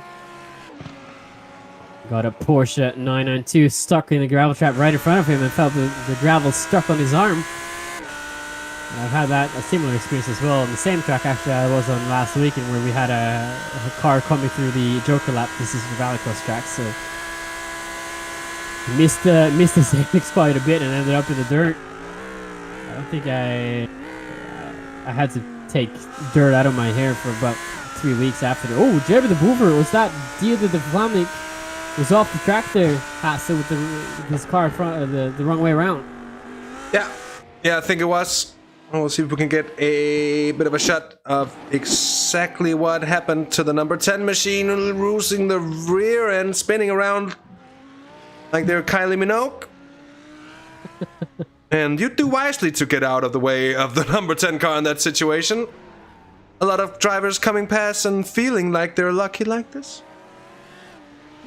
All Kylie Minogue puns aside, it's an unfortunate situation for Dieter de Vlaming in the number 10 machine, and I'll do my best not to make puns of people going off. But it was so tempting. It was like playing as a striker in football, and your teammate just crosses it, low cross, and all you have to do is tap it in like Happy Gilmore. It's going to get tight here between these three classes. Yeah. Sorry to break up that analogy there, Hasse, but Vard Malic now getting chased. Oh, devious off. Oh, that's going to be in the barriers, isn't it? Yeah. Oh, there's a lot of issues here for Vard as well. So yeah, that's Huus Franken, who's in the it's the 81. So it's the teammate of the 10 car, the sister car, if you will. And that was, I think he got it stopped just about before the wall there. Mort Mallet's just staying out of trouble. And as I say that, I'm not quite sure. Yeah. Oh, he's actually hit those barriers quite hard. That can easily knock the toe out of the rear end as well. But I think maybe what caused that incident, I'm not sure if he was hit by anyone, but it looked like one of the GT4 cars maybe got into him. Oh, he's got a lot of damage. It looks like he's crabbing a little bit here as well. I think he's trying to get that car into the pits by now. Yeah. Yeah, that thing is crabbing. He's knocked the toe out of the rear end from that incident. Oh, that is so unlucky. Sim Formula Europe really being on the receiving end there. And Polmans. Got Carlos Maestro on a cross-class battle here for what is effectively about 10th overall now. This 677 car's had an eventful night so far.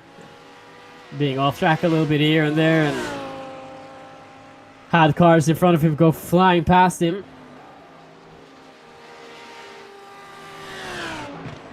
Looking at a good finish though in top 10 in this class. Update on the leaders though, for those of you who wonders. It's so far Ricardo Ferreira is still leading that class with Colin Klopfman behind him. And the gap is quite big actually. It started to increase more and more every single lap, and Colin Klopfman doesn't have the same pace now as our leader, who's lapping at 28.10 laps now, while Klopfman has gone down into 28.7. He had the advantage coming out of the stop, but maybe now he's burned off his tires a little bit too easy trying to catch Ferreira. And that's left him at the distance they're at right now. Or it might just be I think the answer to that is just being a little bit unlucky in a few situations here and there with traffic that'll quickly cost you those 2-3 seconds that he'd gained back. That is, and of course, oh, look at this! Yeah. I'm not quite sure, and I might take that back because that looked like Colin Klopfman pushing a little bit too hard into the tight right-hander there, and yeah, but I think that's the line you take through that corner, Hasse. We've seen it with other drivers as well, where they go in very deep and they miss that first apex and get that second one, which is the one that matters, the one that you get the most exit speed on. So I think that's the line that they take through that hairpin. I'm not exactly sure though, but it looks like it's not the first car I've seen do that. Well, that might be the wisdom of someone who actually races. I'm not gonna contest that at all. It did look to me like he overshot it, but then it did also look like he nailed that second apex. So it might just be from Klopfman here. Get around to very shortly when he gets over the timing line, anyways. Yeah, that's true. So Klopfman. Status quo as to when they came in the pits or so, at least. It's 4.5 seconds now up to Ricardo Ferreira. It could also be that Ferreira has this under control and can sort of control Colin Klopfman behind by just pushing a little bit extra every time he gets close. We'll have to see how that battle goes on. Carlos Maestro. Ferreira is really putting the pace up now, 226.9 on his last lap. So I don't think that was a mistake from Colin Klopfman on that last lap, but I just think Ricardo Ferreira is just put on the pressure now on the other way around, trying to control this race from the front. He knew that Klopfman was gaining a little bit on him, and now he said enough is enough. Want that distance to be as far away from each other as we can. And I want to do a quick update as well on our leaders in P-Cup, as we see it now. A pass with Carlos Maestro on the triple line of Hans Polmans, who's second in this class, BLC 2, while Oscar Wilkins leads the Porsche Cup class. Still in the 11 GAVS Motorsports car, which has had an eventful opening, a few stints on this race. And in GT4 we got Diego Hams for Flemish Team Sport Black, followed by Olivier Van Erck. That's the P1 and P2 in that class. And in TCR, things haven't changed a lot there. Naveed Hussein with that VR problem in the warm-up lap is still leading TCR, while Olivier Bultnik is following in P2. And that's class rundown, the top two in each class. This here Didier Dexter's in the 86, who's coming up on who's Franken. That's going to be an interesting run with Dexter's on the outside, which is not the place you want to be here. It's going to be a hard one to go around. Might just get squeezed, which I think is what he finds as well. Oh, of course it's Franken on the outside. I think Dexter's, I'm sorry, that's my mistake, but Dexter's went through on the inside there in the 86, so I got him. Oh, he almost got touched there by the 81 there, Hasse. Look at this now, coming through this this S section. Small S section. Look at the braking here. Oh, he brakes early, and the 81 is... He has the emergency brake right there.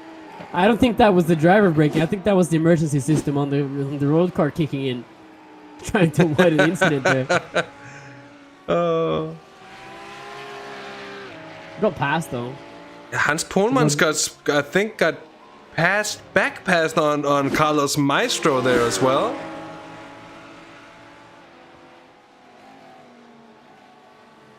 See what happened here? Oh, it just drives straight past. And that's what we've mentioned. The straight line speed of the 991 Cup car really does give an advantage in the fast sections compared to the Lambos. I just wonder why they gave a BOP to the Hurricanes, because they keep getting overrun by a slower class on paper. And true to this class or this series in real life, the top class isn't a GT3 car. It's a prototype. I'm not sure quite which prototype they use. That's not true. They're using. That's not true. It used to be so. It's true. That's why we used to run the Radicals here, because they used to have the prototype top class. Well, I am mistaken. But now, because this is the closest reflection of what's running in the actual Belcar series, at least to my understanding, and I spoke to Ronald about it, who organizes these races. Yeah, for once, you shall have to take that back. I've just looked at the pictures online, and that's my honest mistake. But it's a good class, anyways. Though I love seeing the racing here. Too bad it's just a little bit too tight maybe between these two cars, and I'm surprised a little bit as well. Hasse, we talked about this before the coverage as well. Oh, Stefan Kermans has had a problem before. We'll take that first. Not the first time we've seen trouble for the B-Sim Racing TCR machine here tonight. The 32, clips the grass, comes around, and stops it, but it's facing the wrong way, I'm afraid. Yeah, it's going off again as well. There you have it, Anton Dupin saying that the prototypes are still there this year, but this is the reflection of how the class will, or the classes in the Belcar series will be from next year on. Okay, so that's a clarification. Thank you to Anton Dupin. Not the first time Anton has clarified something for us in chat, to be fair here, and a shout out for that for many times. Not the only one to do so either. We have let's say we have a knowing community here on Simracersworld TV. And often they know quite a bit more than we do, which is cool and fair, and trying to just take advantage of that the best we can. Yeah, I love learning. So sometimes if I say something that's wrong, being corrected, I'm not getting offended by that. Always good to be lightened up with facts. Yeah, but what I was saying before we had that incident with Stefan, we were wondering what was happening with the DLC 2 class after the update. I think I was speculating on it staying with the 991, but we've had an update to the Porsche Cup car now, 992. So this is the old Porsche Cup car, which is available in racing for $2 now if you want to buy it. And surely next season they're going to switch it up to the new 992. I think so. I would be surprised if they don't. It's a blast to drive the new 992 Cup car. It certainly feels a lot more pointy, the old machine, but a lot less understeer. More direct feel to drive. A lot of the same spirit of the old 991 machine, but coming in a package where it's faster and still a little bit easier to drive as well, and all the more fun. And I was a fan of the old car as well. I think the new one is just better in every single way. Oh yeah, totally. Absolutely do agree. The 992 feels like an actual car compared to the 991. Where I'm not sure what you have to be made of in order to drive the 991 fast. I just cannot get my head wrapped around that car. Oh, Stefan as well. No, well, sorry, that's Luke Sebastian. Schneider. That's Luke Schneider. There's Schneider there. So taking over the car then from Sebastian. And he's gone in too deep and track excursion. And he's in a Porsche. And Porsches did used to make tractors before. Going back to his roots there. Literally. So did Lamborghini. Yeah, that's true. I was trying to make that comment earlier in a different incident, but I couldn't get across. So it has to do with the Porsche now. The Lamborghini, yeah, I mean that's a fun history actually with how Lamborghini came about as a sports car producer. It was mainly a tractor producer back in the early, was it 1950s, 1960s, 60s I think it was. They produced a lot of tractors before that time as well, but. I can't remember which Ferrari it was that one of the Lamborghini founders bought, and he he hated it. It was the worst car he bought, and you know, for the price he paid for it, you would have expected much more, especially at that time. And he went to Enzo personally and told him everything about what's wrong with the car, and says it's basically it's the worst car I've ever driven. My Fiat 500 is better than this. And so, in true fashion Enzo style, he looks him in the eye and says, you know, it's not his problem at all. I can't quite remember what he said in the story, but they didn't do anything about it. The Lamborghini founder was, of course, naturally upset with the poor customer service by Enzo Ferrari.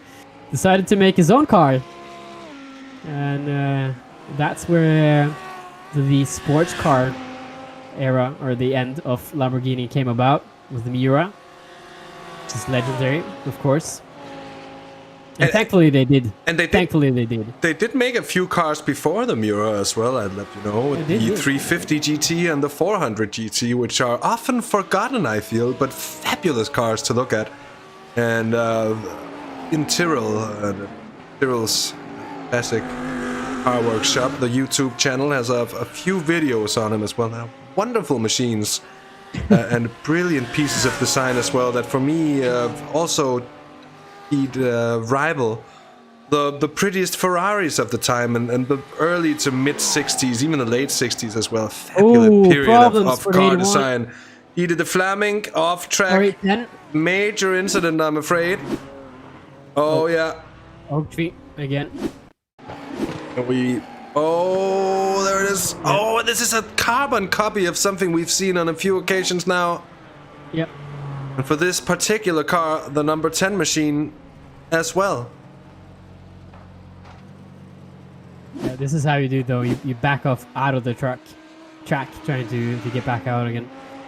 And I love seeing the engagement as well in the social media section of our broadcaster Hasse as well, with Hendrik de Graaf as well, joining in on that story. As well as, and speaking of odd Lamborghinis as well, the Lamborghini LM002, which had the V12 taken pretty much out of the Countach, and well, they made the first sort of hyper SUV of the world, and they did it back in the 1980s when there wasn't really any sort of market for it.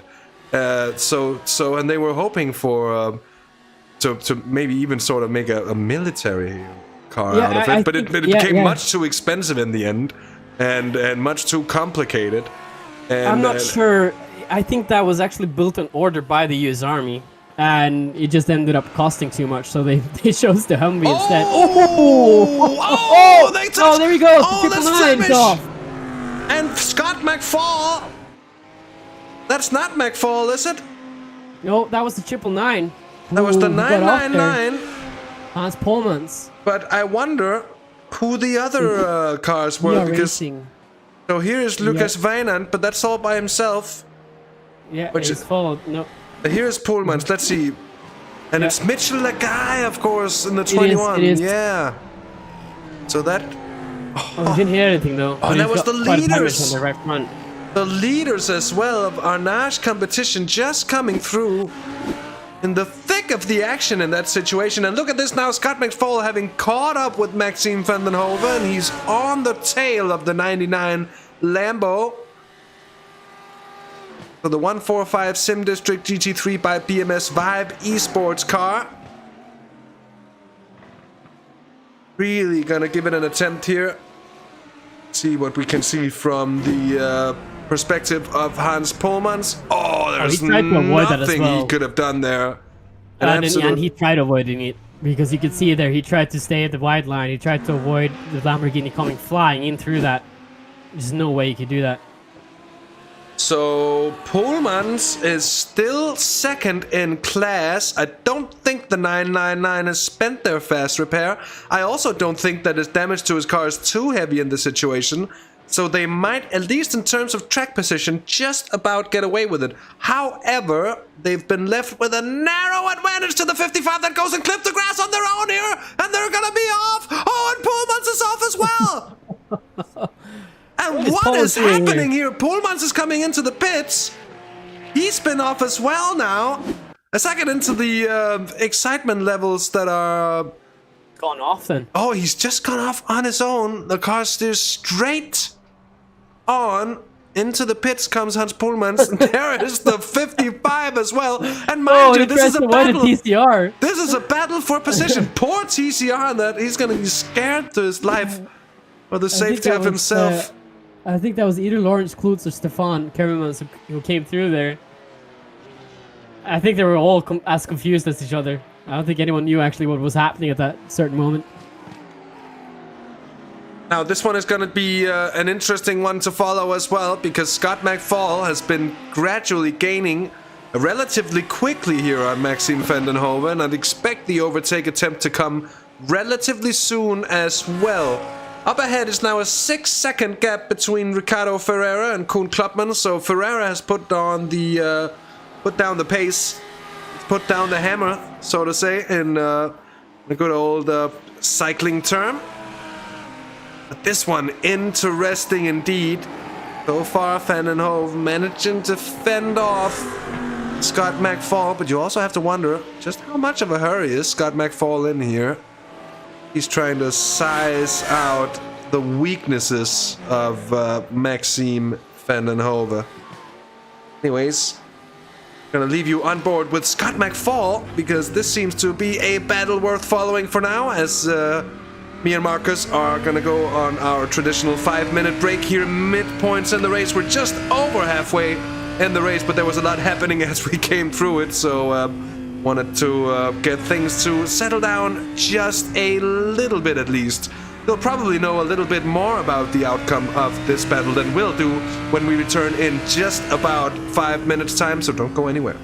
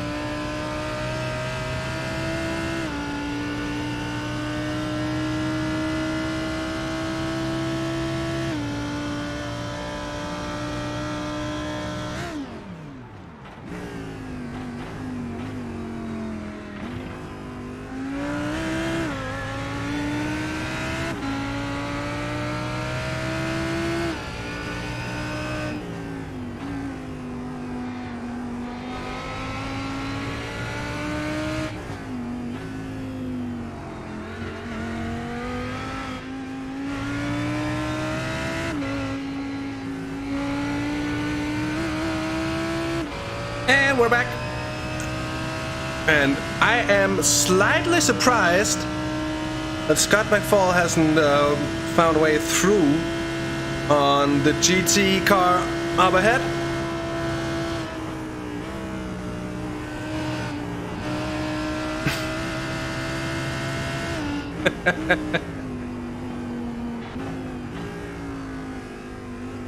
Oh, fantastic, Anton. Fantastic indeed.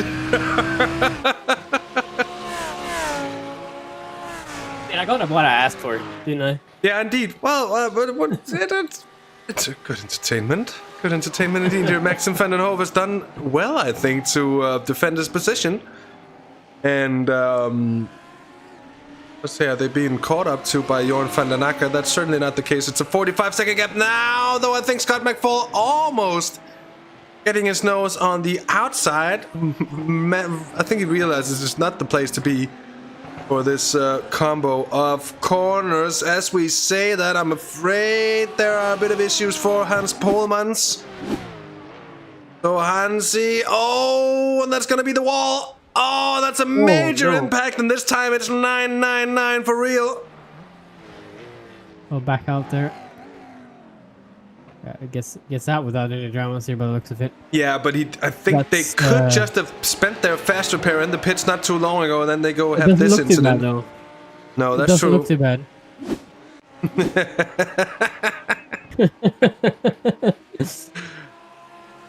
Well, that's about, what is it, 30 cents? How about this, Anton? I'll buy you a beer instead.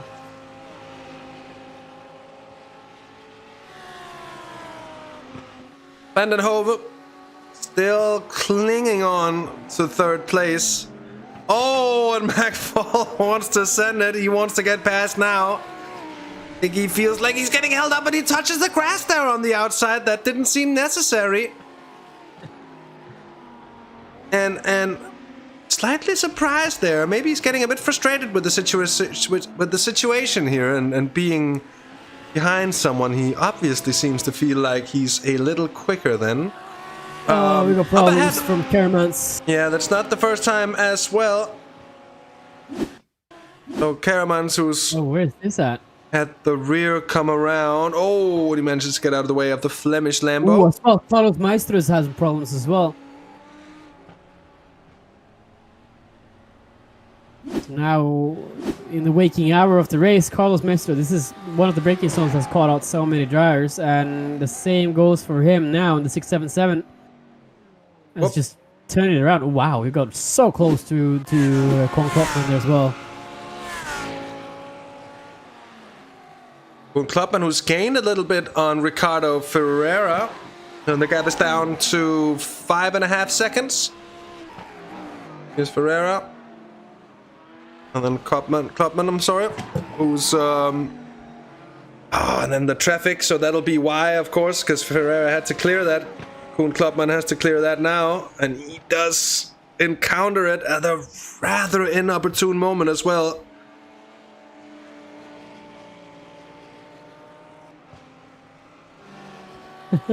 Looks like we got a job here at Zolder in the coming future, has it? It could be mentioning the final round of this as well, the 24 hours of Zolder coming up in the month of November. No, we gotta travel to Zolder now since we have reopened our country's borders. That is true, but I've been wanting to go to Belgium and to Flanders in particular for a long time anyways, so just have to add Zolder to the list of places to go. Oh yeah, for sure.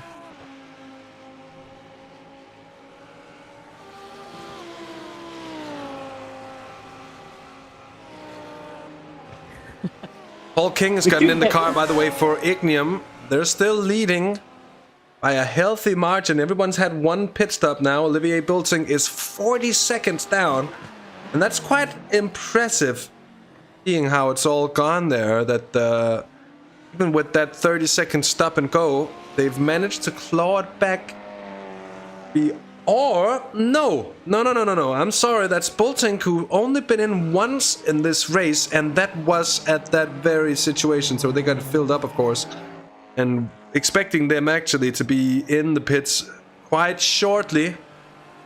And then we'll have a more telling situation in TCR or in BLC for, of course, TCR.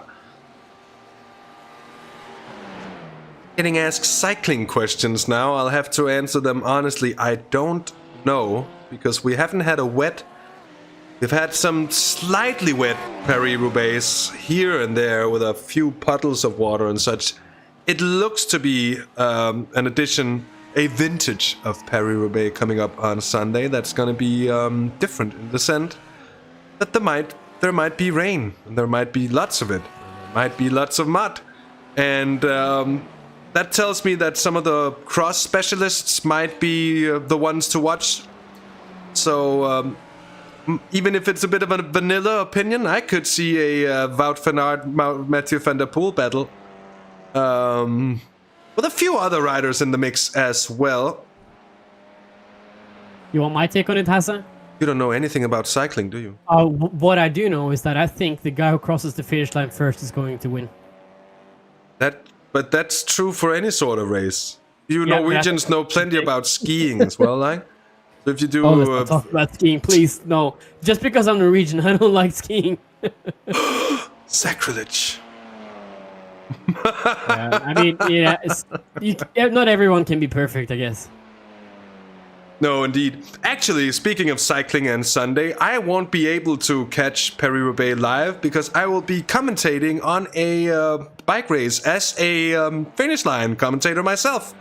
So I'm going to the finishing race in the top-level Danish Cup, where we'll have the under-19s, the ladies, and the men's elite races. Going to be an interesting 19-kilometer stretch, finished by 2 small hills, but big enough that they certainly gonna sting after 170 kilometers. It's not the first time I got that gig, but I am looking forward to it indeed. Thor Hushovd was a great Norwegian sprinter in cycling, not in skiing. No, in cycling indeed, but he was world champion, Markus. Oh yeah, well actually I do know about Hushovd, and I think he's actually from my neighbor city as well. From Grimstad. That's also the city in Norway which is closest to Denmark, I'll have you know. And as Henrik says though, Hasse, back to the racing.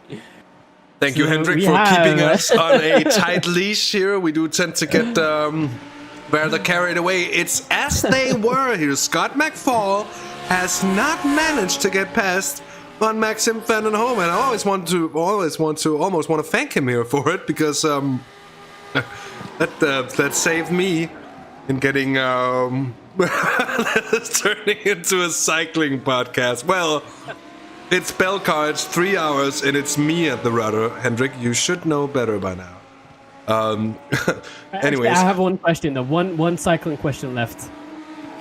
Are you familiar with the name Dag Otto Lauritzen? Yes, very much so. Okay, yeah, he's also from Grimstad, which is my neighbor city. And he was one. I don't know anymore. Scott McFall's been pipped around, and he's facing the wrong way. The 145. I think that was Mitchell, that guy, wasn't it? Yep. And the 21 who gets past, and not in the best of positions, but okay. Van den Hove, of course, is good to go for it. Let's have another sort of. I have to say though, Mitchell has been involved in so many of these weird incidents so far, and there it is. How weird is he managed to keep going after that and then taking out his competitor instead? Such a shame for Scott McFall.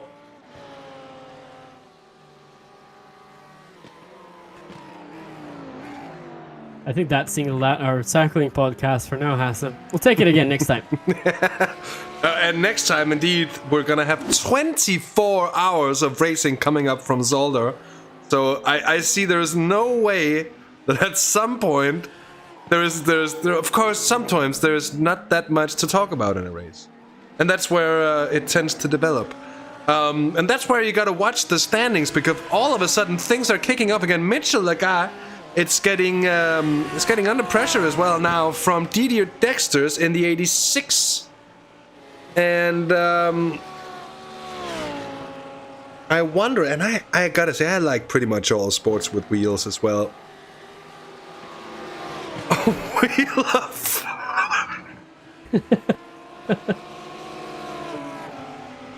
that one caught me out. That was a good one, Hendrik. I usually don't crack up like that, but I tried to stay level-headed the best I can, and I obviously need to try to do that, otherwise it's gonna run amok. But I don't know what shift I'm doing yet, Thomas. We'll have to see. I might be open for the night shift, but I don't think we're gonna... I'm not sure how it's gonna be covered in terms of shifts and everything. We still have a few details to sort out in that regard. What we do know is that we're going to be live from the event for the whole 24 hours of Zolder. That we are. That we are indeed. So so if you want to catch that, just press that subscribe button, thumbs up the stream, and also share it with your friends and family, because we will be live from that event for sure. And also with the dynamic lights, or the dynamic time in our racing, will also be a 24 event with darkness, full darkness as well, since the Zolder track on our racing doesn't have added lights, like for example Road Atlanta does now. That's a good point. And it's of course all kicking off on Saturday, November 20th. That's 2 days after my 31st birthday. Just a slight back. We've got a good little battle here going on as well, with Kurt van Aken and the B-Sim Racing GT4 machine, the 912, chasing down Zev Kosemans from Mighty Pink Panther Racing in the 48. Further up, there's still Lagai and Dexter's going at it, about a second from one another, and it's then 6.2 seconds now between Ricardo Ferreira and Koen Klopman here. Into the pits comes Scott McFall. I think they need that pit stop. They need the repairs in order to remain competitive. And it's going to put them off the scheduled pit strategy as well by about 12 minutes, which is probably going to be longer than they're able to run anyway, which is going to give them an extra pit stop at the end. Unless they just took the repairs, the fast repair there, it seems, without anything else. What do you reckon there, Marcus? Was that just the fast repair they took in that situation? I would have probably filled it up a little bit with fuel as well. I mean, I see no reason why you come into the stop and don't do that service when you're already there. No, that's a good point. And I think that... Oh, it's out of contact with the TCR immediately! And that could have been much worse. I think that was Lawrence Clothes in the duct tape racing car. They're second in class. Well. Look at the car control over Lawrence in that situation. The 132 doing an excellent job keeping it. Yeah, oh my word. I don't think there's any reason to go into the... maybe. I mean, it's a short stop for him, but trying to get some fuel at least. Why not? Yeah, that's a good point. And good point by Ignium Motorsports to point out that your car is indeed solidly in the lead. 21's got a penalty. Yeah, for causing two collisions. That's a stop and go, 30-second stop and go for causing two collisions. So I think the jury or the stewards disagree with you, Anton. They find the 21 as being the biggest part of that incident that he was involved with Scott McFall the last time around.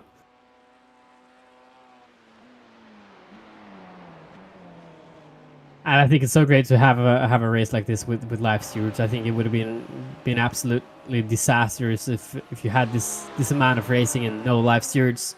Oh, look at this. Here comes Van Aken to the outside in the 912. Will he outbrake his competitor or himself? Neither. But he's got the run around the outside. That is a very, very nice move indeed. Well played by both of them. Let's go on board here with Kurt van Aken just to see how they managed to come around there. Good racing here by these two. Yeah. Giving each other lots of space there. And that was very good. Very good indeed.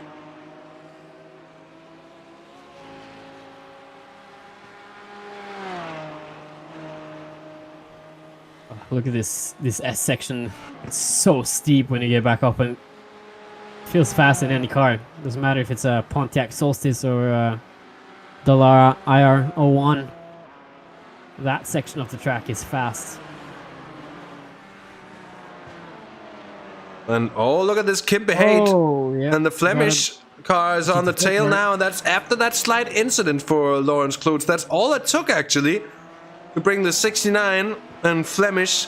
We haven't seen much of the Flemish TCR this race, but they are very much there in the fight for top places as well.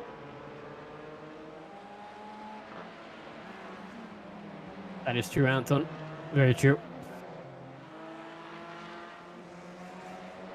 But it's a challenging track. I mean, yeah, if you are on a fiery kind of driver and you like firing it on the inside and making fast moves, yeah, maybe this track isn't exactly for that style.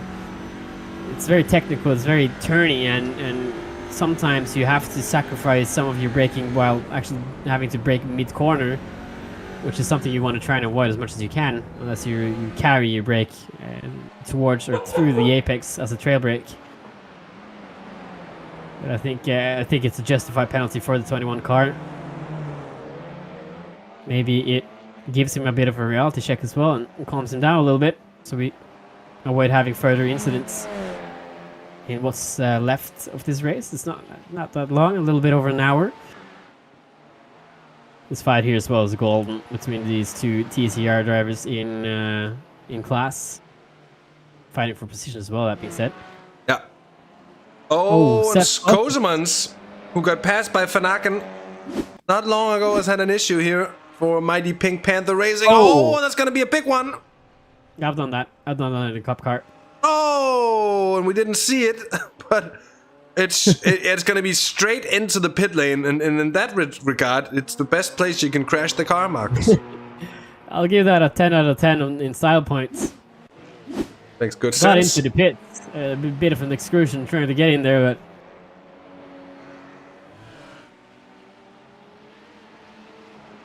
this fight here is heating up now. Oh, Stefan Karaman's against off the track, and I think that's without any drama.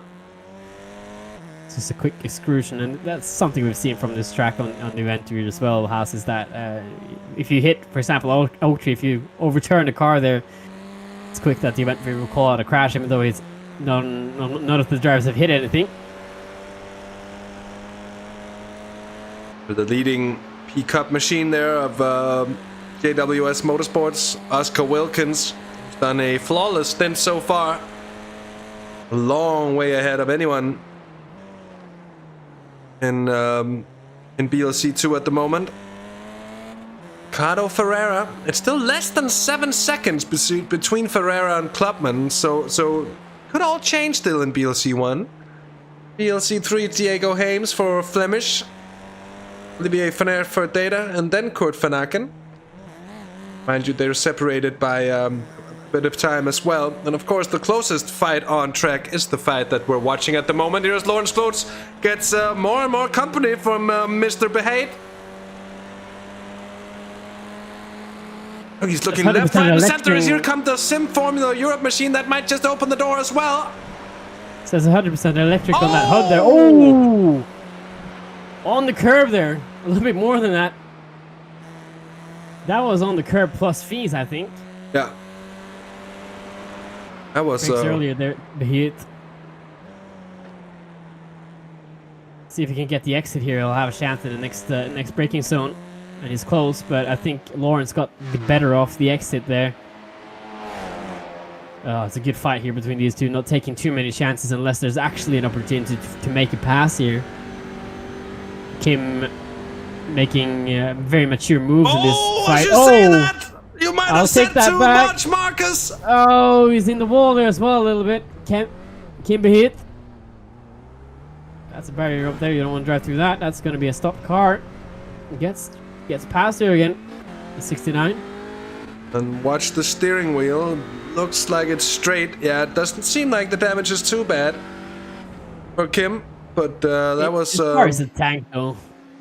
Absolutely. Absolutely. You can really knock defenders on this thing, and got in there too deep and tries to avoid an incident, goes straight over the curbs. And yeah, the thing with ABS in iRacing, or ABS in general, is that it's not that easy to control it on slippery surfaces. The ABS wants to avoid your car from locking your wheels. And if you don't have any grip on the grass, the wheels are going to lock immediately, and the ABS is going to register that and try and open up the lines. Marcus, I'm going to point our attention towards something now here, because Koen Klapman on the last lap has set a new fastest lap of the race so far with a 25.72. So that's a 2:25.72. And that lap on itself was over a second quicker than Ricardo Ferreira. I have no clue where he's found this pace from. Might have been a bit of slipstreaming in the right places or something like that. But he was absolutely flying on the last lap. He's still over a second up on the Enarge competition car here on the last lap. That gap, as a consequence, of course, over the last 2 laps, has come down by over 2 seconds. And if that trend continues, then within the next few minutes, like just a few minutes here, that might be because we're coming towards the end of the stint, towards the pit stops here. This is the time for Koen Klapman to really squeeze out the last bits of juice from his stint here before he hands the car back to I lost his name all of a sudden. That's Fabrice Cornelis. Yeah. Yes, I'm sorry. But do you reckon they're going to double stint this, or is he going to go for the whole long haul here, Koen Klapman? Because I reckon what he's done now in his stint is that he's been saving the set of tires, and if they can now go the next stint without having to pit again, they're probably going to seal off the lead if Ferreira has used up his tires now. I'm quite excited to see how this is going to play out in the pits. Good point. We'll have to see. For traffic too as well. They're drafting on the Flemish Lambo, and we'll see if they can get on past quickly. Koen Klapman is going to send it straight away. Very, very dialed on the brakes there, where we've seen many struggle. There's a bit of off camber on the exit of that turn as well. That's certainly not going to aid anything in terms of traction. Looking there, yeah, 26.5. Even that is quite quick. His car looks really settled though, I have to say. You can see it keeps taking that curve all the time. I think he's in the zone now, Koen Klapman. I think you're right. Definitely looks like it. He is. He's found some pace. He's either held back on, or the light car is coming to him in a way that it might not be doing for Ricardo Ferreira.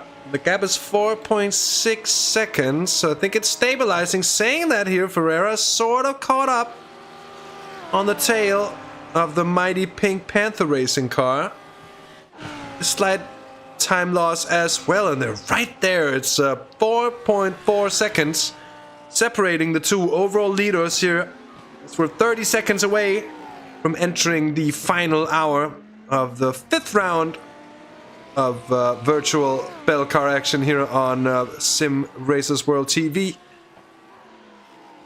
5th round out of 6, of course. We've spoken about the 24 hours of Zolder coming up, the decisive event in this series. An exciting one, and it's one we've hosted before and had the pleasure of hosting before. The honor as well.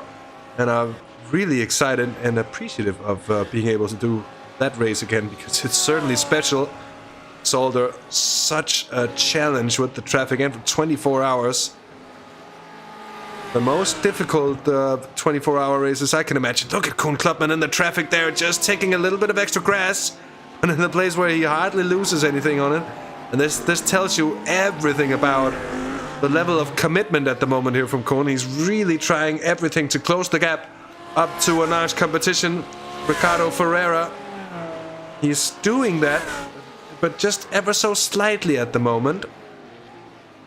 I think Ferreira was lucky to clear both the Flemish GT4 Porsche and the Sim Formula machine as well. And yes, I do believe there are double points for Zolder, and I'm sure someone else will know that, or else I'll have to look it up. Which I can do, of course, but I must admit that it's been some time since I read the season rulebook, and as such, I don't quite recall if there are double points or not. It would be strange if there wasn't at least double points. There is. Final race. Thomas says there is in Chatfield, so I think we're up for double points in. I should just have gone with my. Yeah, I should just have gone with my stomach feeling, shouldn't I? Own Beavers has had a problem. Is always on point usually for you, Hasse. You say that, but it's just gone around. Yeah.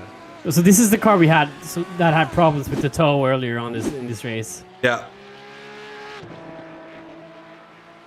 Here is Oscar Wilkins, comfortably still leading in BLC2. He's done a brilliant stint so far. He's flown under the radar as well, hasn't really drawn any sort of attention to himself, which again is sort of what you want to do. That might not be the way to attract the most TV time here, but it's the way you get the results.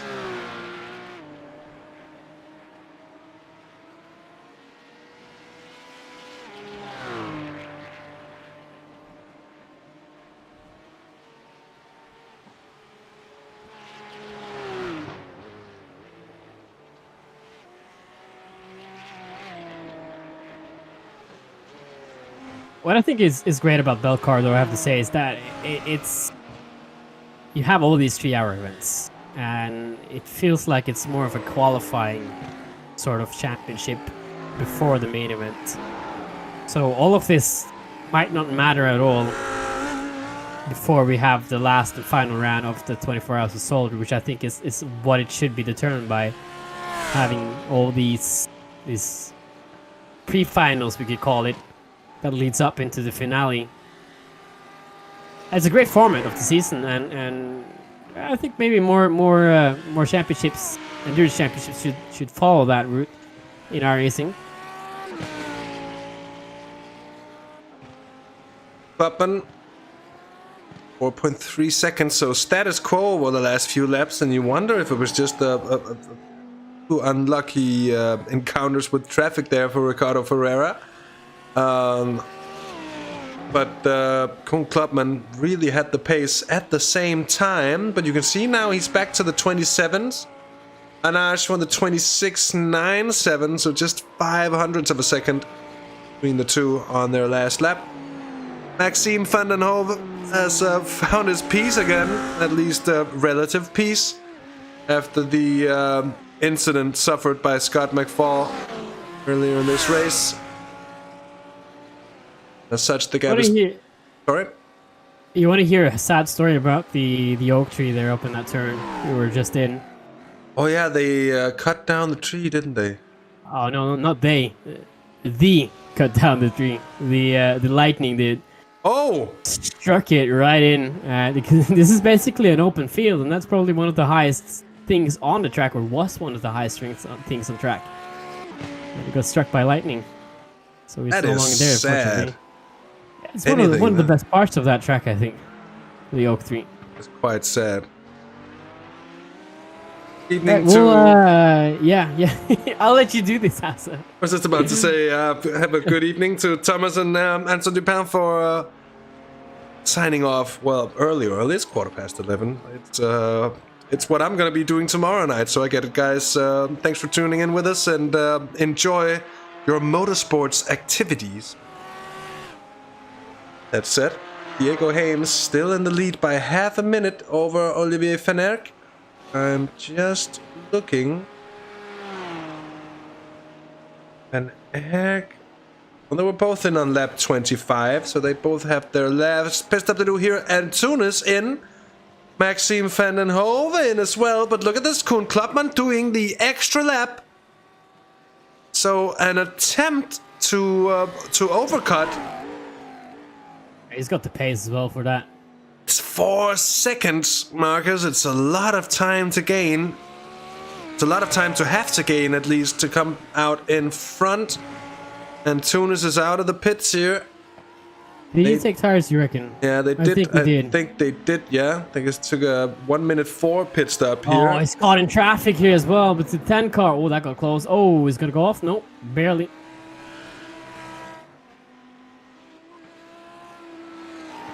Yeah, we'll see. He's got no traffic in front of him now. If that is 2 seconds, then for Anton's, that could be race changing. You could lose so much time if you're getting stuck behind same class cars because they're almost the same pace, and then there's a little bit of a kerfuffle about where you want to sit, and not always that easy to predict where the other car is going to go. And I think that was the situation that arose with Jimmy Anton's. Con is in the pits now, so we'll get our answer very shortly. He's got a minute on him. Minute and 25. And here he is, the Dutchman.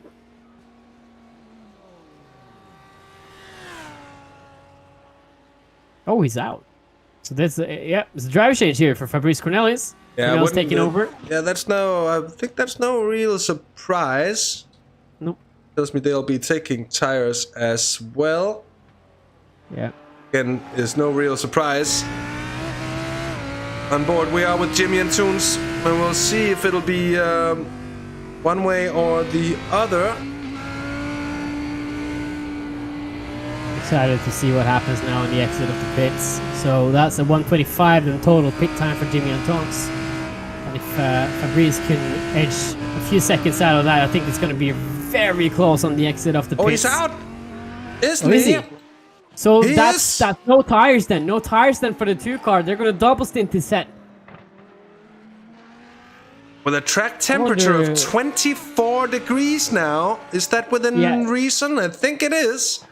Yeah, Klopfen as well did an amazing job carrying those tires through the end of the stint. He saved those tires for the end. He did 25-second lap times on the end of the stint, which shouldn't be possible, I don't think.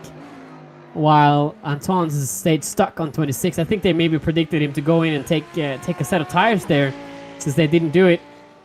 They had the advantage though, the Simtag E-Team 2, to re-strategize on Jimmy's move, since they did the overcut. Decided to not pit, and they have a huge advantage now in front of Antons for the lead. That is quite interesting, to say the very least, I think. There is a battle now for 4th place as well in TCR here. That's the Grave who's gone past, I think, on Ronnie Heyman. Here, if it doesn't say 4 in his window, I'd be surprised. It does. So let's see just what happened here as Hendrik de Grabe went up the inside rather aggressively on Ronnie Heyman. Good move. And good move by Heyman as well to anticipate it. Do we have some problems here with Olivier Boltnik? Oh, I'm afraid. What happened there? He's entered the pits. He's jumped to the pits. Do you think he's overshot his booth? It could be.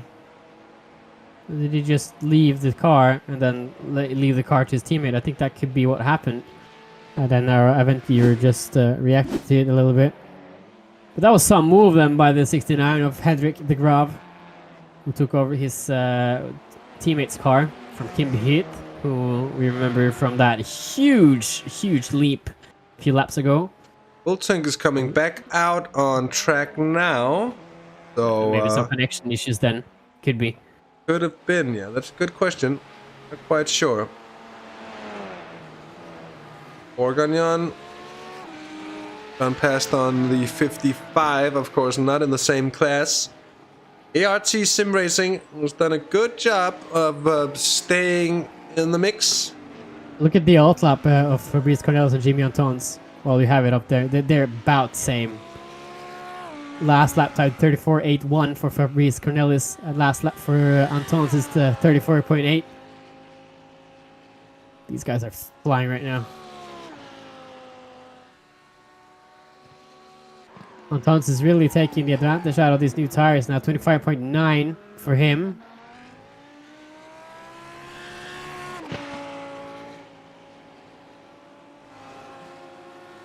So this is going to be quite interesting to see if he can make this set of tires last in the last hour. Now he's got 50 minutes left on this race.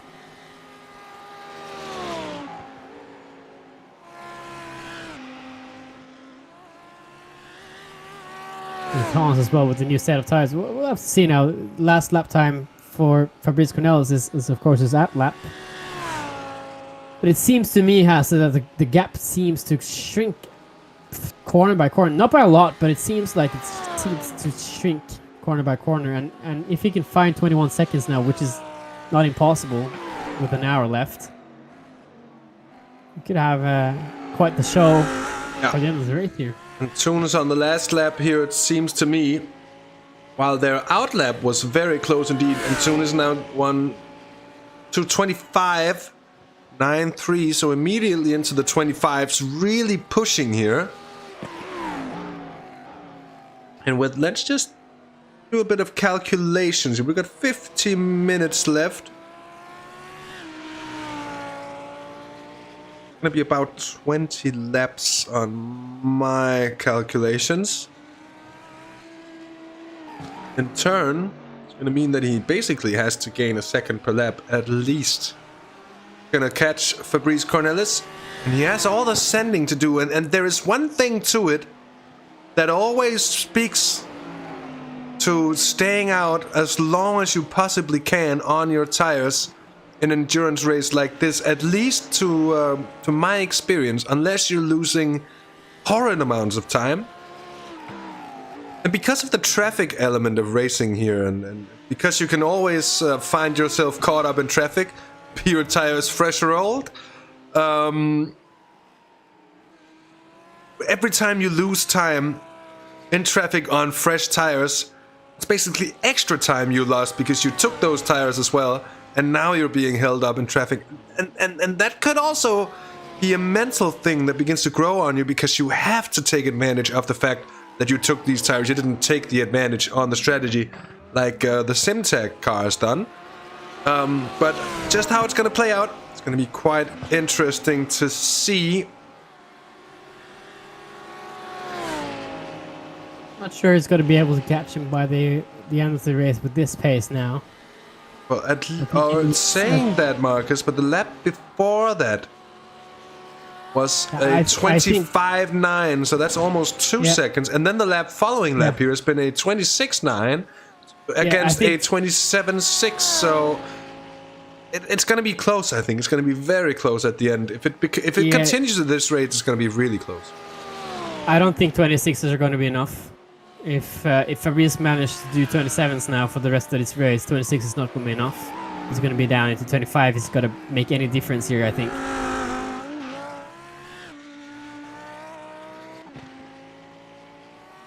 But then, you know, everything can happen here with backmarks as well.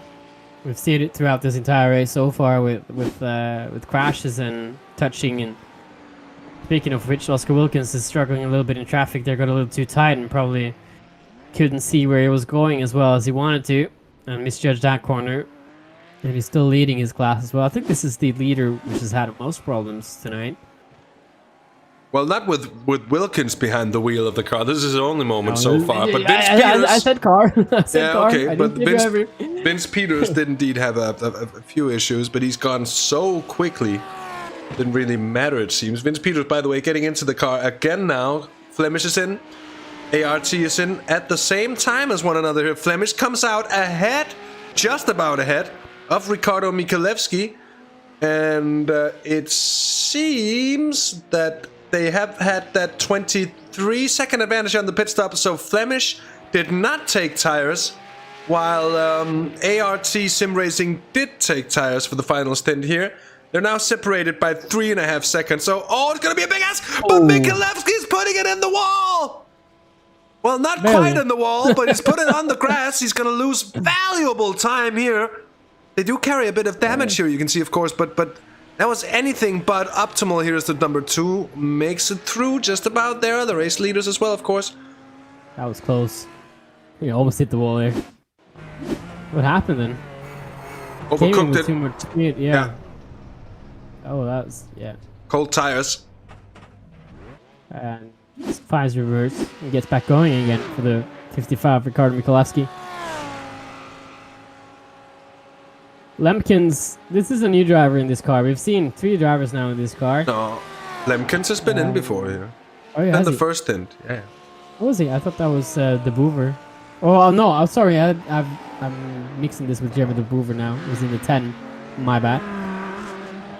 Indeed, but it's a lot of cars and teams to keep track of, so I would never hold that against you. He's in 10th place, so it was almost the right number. It's just the position was on the wrong side. Thankfully for him, though, not being in 81st. Luke Schneider as well, taking over in the last stint here. Ricardo Miskalovsky, which we follow now, has had his scare in this race so far. We've also had a driver change from the 11 car here. Hasse Vince Peter just taking over from Oscar Wilkins. Yeah, indeed. Vince in the car again to finish what he started so excellently in the opening stint. Ken van Hooydonk is exiting shortly. Out he comes now. He'll be about 20 seconds off the rear of Renzo Erlenbrock. That's going to be a big ask, closing that in the final 45 minutes of the race. So it could be possible.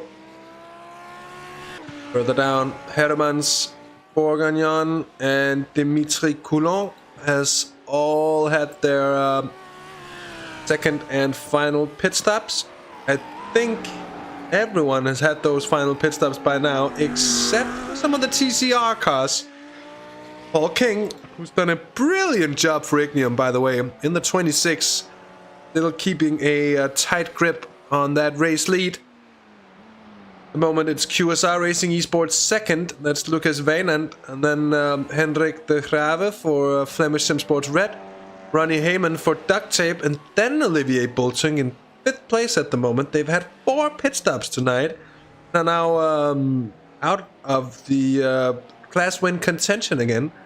And if I cast my eyes to the standings in Belcar 4, this is of course the class leader. They lead by 32 points. It's going to open the door for both Flemish QSR to come back on them. Of course,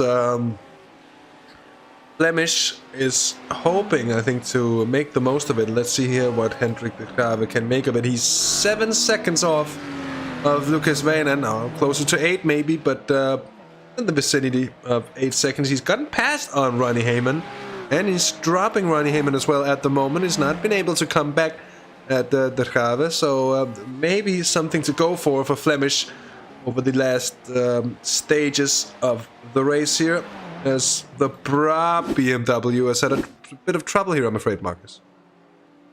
Yeah, hits the curb there, lifts the rear tires or the front tires, and that's a quick track excursion.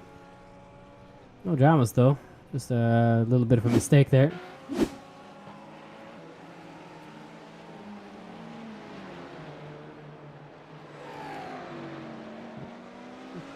Curious to see if Paul King is going to stick in the car now for the last stint, or if that's going to be Naveed Hussein again taking that over.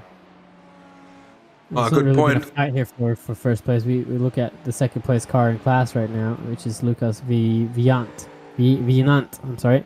Yeah, Lucas Weinand, he's I did miss the fact that QSR still has to do their final pit stop, and so does Ignium as well. Ignium is quite a bit away clear of everyone else in the field at the moment, so about 2 minutes. It's interesting though, because you can see in the fight here between second and first in TCR, there's actually 2 GT4 cars that has managed to squeeze themselves in. Yeah, that's the cars of GeForce Experience, Esports Yellow, and Greenleaf Racing, Jelle Verstraeten. Had a bit of an off race, I'm afraid, a frustrating one, starting out with a penalty and never really catching their regular pace. Gonzalo, you can check the gaps on our live timing, which is found in the description below the video. There's a link to it that you can check and gain that almost godlike overview of everything that happens. The gap is indeed about 18 seconds in the favor of Fabrice Cornelis, due to the fact that the number 2 car didn't take tires for the final pit stop as Fabrice Cornelis came into the car. Gianni and Tunis with all the work left to do here, and on the tail of the JWS machine here, so hoping the traffic isn't going to hold him up too much.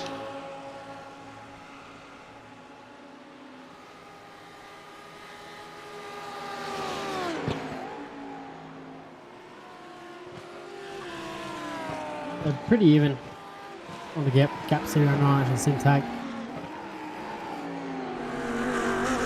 It's this traffic then that's going to come into play.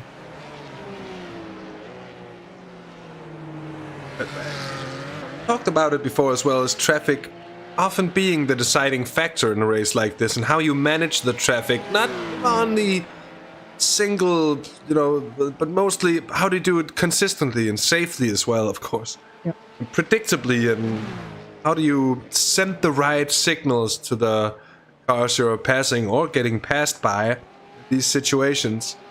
It's a skill. It's basically a skill set on its own. It feels like sometimes, and it's kind of separate from being fast in a car. Yeah, Vince Peters. Oh, that looked a little sketchy to me. He comes in very quickly, but that is the Vince Peters way, and he's shown that already here tonight.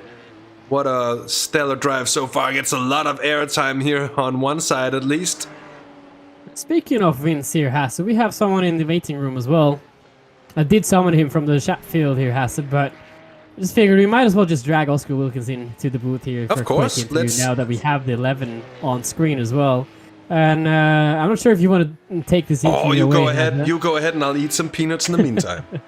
Oscar, are you with us? I am here. How are you doing, guys? We're doing great. We're watching Belcar from Virginia International Raceway, which is probably the furthest away from Belgium you can come. Yep. But it's a great race so far, and you are the leader now of Porsche Cup in BLC2. And what is the temperature out like there for the drivers? Not really the track temperature or the air temperature, but what kind of temperature is it between your drivers?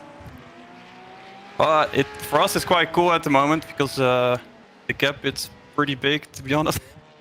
I don't know how it was for Vince at the beginning of the race, but just the stint I did was pretty relaxed. I was just trying to do my laps, try not to make any mistakes. I had just one cent from a Lambo at the last section. I had a couple of X just ruining my 0x stint, but other than that, it's been pretty steady as it goes. We noticed in the start, on the opening laps of this race, it looked like Vince had a few problems maybe with the car or the track. Is there something that you know about, or? No, it's just the car is a lot of fun to drive on this track, but the rear tires overheat really quickly, and it catches you out really easily. So I was trying just to drive it like a little bit slower after I saw what happened to him to avoid more spins. Because I guess it was happening to the other guy as well, because I assume that's why we have such a gap now to the other Porsches. This is the second fastest class of the race, and the traffic looks like it's been relentless throughout the night. And what is it like for you in the driver's seat? What is it like trying to pass these GT4 and TCR cars, meanwhile getting passed by some of the fastest GT3 cars on track?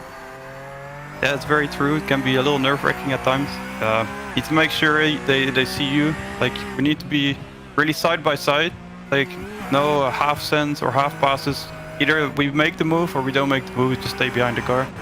Because the time lost by just staying behind is, I think it's smaller than what you lose if they punch you off.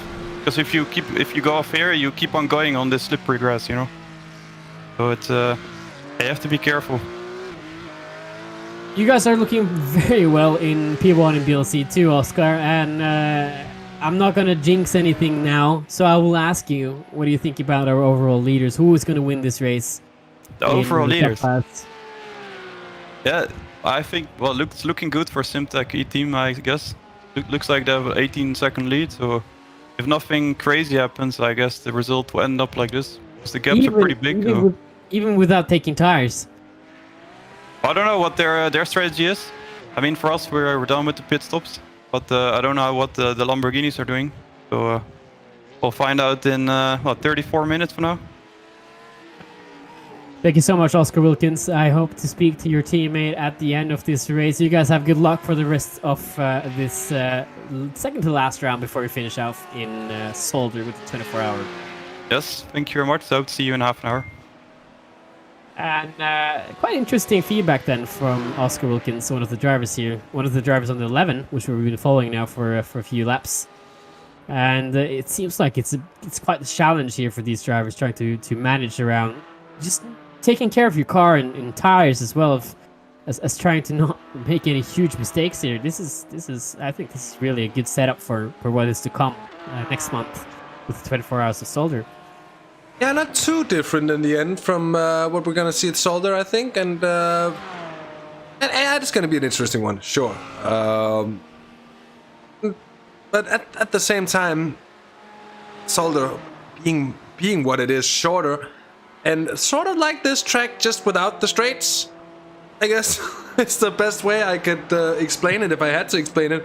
More chicanes and less S's. Much less straight. Great track that is, though, Zolder. That's a fantastic track indeed, this. But it's also a very difficult place to have these multi-class races. I've seen it time and time again. And we've been there with the Belcar Series, and even with drivers that all know the track so well, and many of them with real-life experience as well, it becomes difficult. Here's Loic Lamol. He has to get past on the Lithium Ignium car, and there's the 10 as well, having to really hold off. He's not going to be happy at all. It's all about surviving to the end here, I think. I'm sorry for chuckling a little bit here, Hasse, but one of the comments here is it's great insight in the TCR class from one of our viewers who's obviously been out in this race. Say that traffic is torture in the TCR. With the understeer, you need so much track. So I guess there's been a few cold brown moments for some of the faster cars trying to lap the TCR class as well. Yeah, I'd be surprised if that wasn't the case.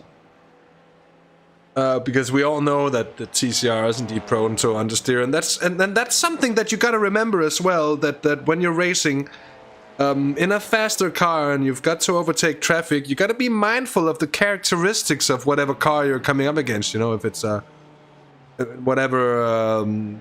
Usually, you have a bit more cornering performance. You have a lot more straight line speed, and it's just worth reminding that they can't go around the corners as quickly as you can. Something that we see people forget here from time to time. Paul King coming in for that final pit stop now, leaving the car with Naveed Hussain. That's going to be the safe hands of Naveed Hussain, who did so well on the opening stint as well. And Lucas Van, and I would expect him to come in shortly as well. I think the Grave has been in for the last and final time, so we'll have to see. There's just 4.9 seconds between the two at the moment. Ronnie Heyman has been dropped by Hendrik de Grave, and we've had another problem for the Brab BMW as well. It's not the first time we've seen people have issues in this particular place. I thought he was going to flip over there for a second. Yeah, that would have been dramatic. That's for sure. I think the mechanics there are happy. Drivers as well, that it didn't get that far, to say the least. Naveed Hussain's back out on track after his final pit stop.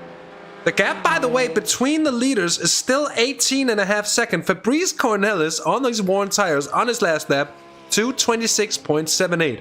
Jimmy Antunes on his last lap with the fresh tires, 27.31. And you see the traffic that is in here. That's the Greenleaf McLaren. Starting to get dark as well. Starting to slowly but surely look. And so, of course, 5:45 sim time. So that is indeed coming towards something that indeed resembles sunset. Yeah, but I don't think this is going to be enough for Antunes if he wants that overall victory. He has the better tires, and one of our viewers as well meant that, or said that tires for Cornelis will die, or wear off probably. I don't think that's the case for Cornelis. I think that Colin Klopfman, Dimitri Colin here, that's a huge slide. Backwards as well. No damage though. Back to what I was saying about our leaders. I don't think that's going to be a problem for Cornelis. I think Klopfman managed those tires on his stints perfectly. He was able to put down fastest laps of the race 2 or 3 laps before he was going to be due for pitting in. And you can't do that on a set of tires that are worn down, basically. He's taken care of that set of tires and left it over to Cornelis, put in some really good in laps, trying to hand that over in case there were going to be any problems coming into the pits. And with that difference as well, without taking tires, I think this is the right call for Simtag team. It very much seems to be, at least so far. It'll have to be dramatic here in terms of tire drop-off within the final 30 minutes for it to go wrong. But if they hit the cliff all of a sudden with the tires, they could be in for trouble. But I think they've calculated this one on the tire wear of their earlier stints and figured that it might be a possibility for them to play that in the end. Seems they're there to gain everything for it. I mean, obviously you take tires on the first stint. That's one of the things that I did in the Petit Le Mans race last year as well, is that since the track was so hot, it doesn't matter how you drive the car, it's still going to wear tires. So naturally you'd want to have a new set of tires after the first stint, but in the second stint, which we're seeing right now, I don't think you have that same advantage by pitting in and taking a new set of tires. That's a good point. But it's a risk you have to be willing to take as well, and it seems, where there is risk, there is often reward as well for those who are willing to take the risk. And they've taken the risk there on this one. They seem, or at least to be in a position to reap all the rewards for it. Simtag, the team number 2 car.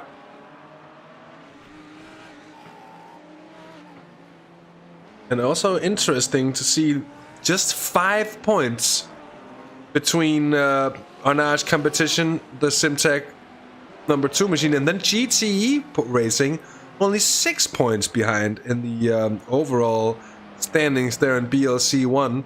So the top 3 still very, very close coming into this one. And we could look at a new class leader. If it continues this way. So all to play for coming into the final race at Zolder. Although it's going to be a month and a half before we get there. It'll also just mean plenty of time for the drivers to tune in with it all. Here's Ricardo Michalewski. Is that the JWS machine? Getting up to put a lap on the 3rd in class 55. ART Sim Racing. You can see a bit of bumps and bruises to the car there.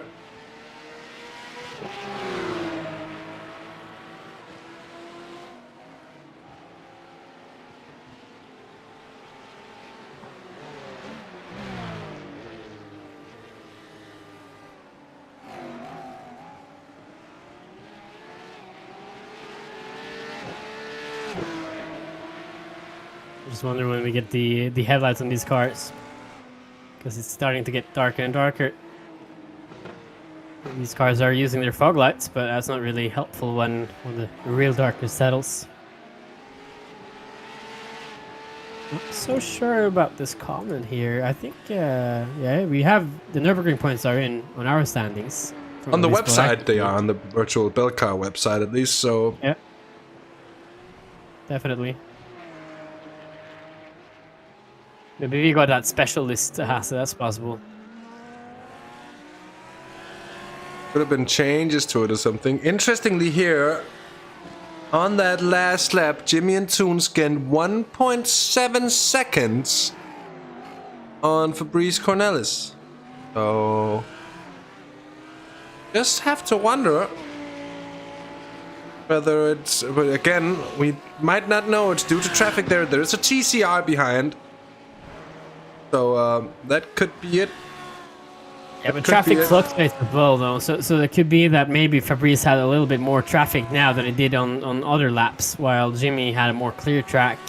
And yeah, it's going to be an exciting finish, I think. The gap is shrinking, but if Jimmy can get a little bit more pace out of those tires, I think he's going to be up there for the win. But not with this pace. I could be totally wrong as well, by the way, but if he keeps doing stuff like that, it's going to go in the opposite end.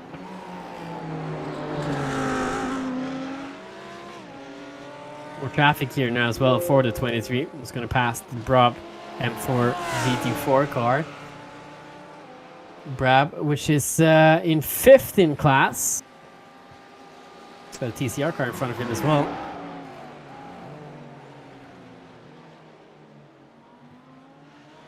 Sorry for the window sound, ladies and gents. I have a bit of a crash here with my timing software, which will require a swift restart. So there's nothing we can't fix. It's gonna reset our graphics, and it might also just provide with a slight issue or two in terms of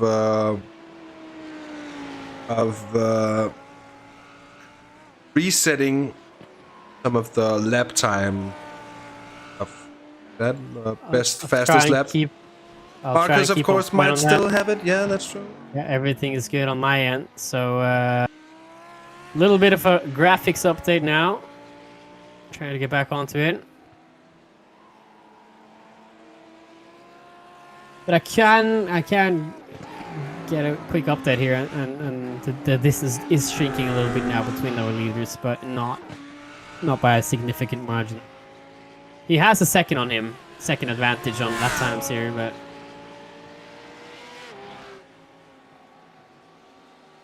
there's Olenbrook as well. We got a picture now. Had P2 for a short opening while after the intense opening lap, and if you've come in here late now for this broadcast, I do advise you to go and check for the start of this opening of this race here, because we were on our feet between Anton and Cornelis in the opening lap. To see Fernando now going very wide, and this is something I've seen from several drivers here. Hasse, he's taking too much speed and overturning it. And that particular right-hander, it's been tricky, seemingly, and it's caught out several of the drivers. Following Renzo Erlenbrook, 3rd overall in the 99. Mentioned before, 6 points behind on the overall. So there could still be surprises come Zolder. Many more points are still there to be fought for. Just to go over it, is still Fabrice Cornelis, but the gap though, Markus, down to 14.6 seconds. It seems Antunes took about half a second out of Cornelis here on the last lap, with 21 minutes still to race here. I mean, while it's a big ask, Fabrice Cornelis, quality driver to say the very least. I think these two know one another well as well. In the end, totally slamming it through part of S's. But the fact that they haven't been able to gain more time until now, I think is going to make it that little bit more difficult to claw in these 14 and a half seconds or so over what is just going to be about 10 more laps of racing here, Markus. It's a genius move by Simtag, because what they've done is that they, even if they're off pace a little bit, they've basically managed to stay out of the fight. And if you get into a fight with someone over the overall lead, that can quickly turn ugly or even lose a lot of pace. And I think they want to avoid trying to get into those positions where you have to start fighting for positions instead. And as everyone knows, that once you start fighting for position, that's when you start going slower as well. And it's much higher risk if you want to win a race. And I think also for every driver that was on track, the more boring your race gets, the better, because that means that things are just going the way they're planned to do. So this overcut strategy from Simtag, I think that's absolutely genius. I think they've set themselves in the right position now for the end of this race, and it's not an easy track to pass on. So driving defending here, I think Cornelis is really going to put the pressure on Antons if that happens, that they catch each other.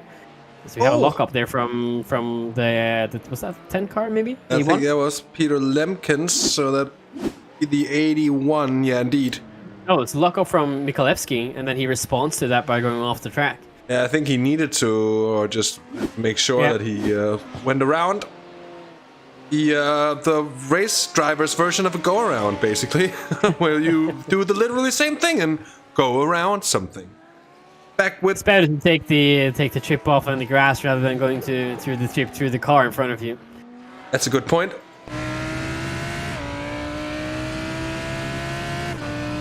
By the end of this race, I'm pretty sure that Jim is going to be able to see Fabrice. I can actually see him right now.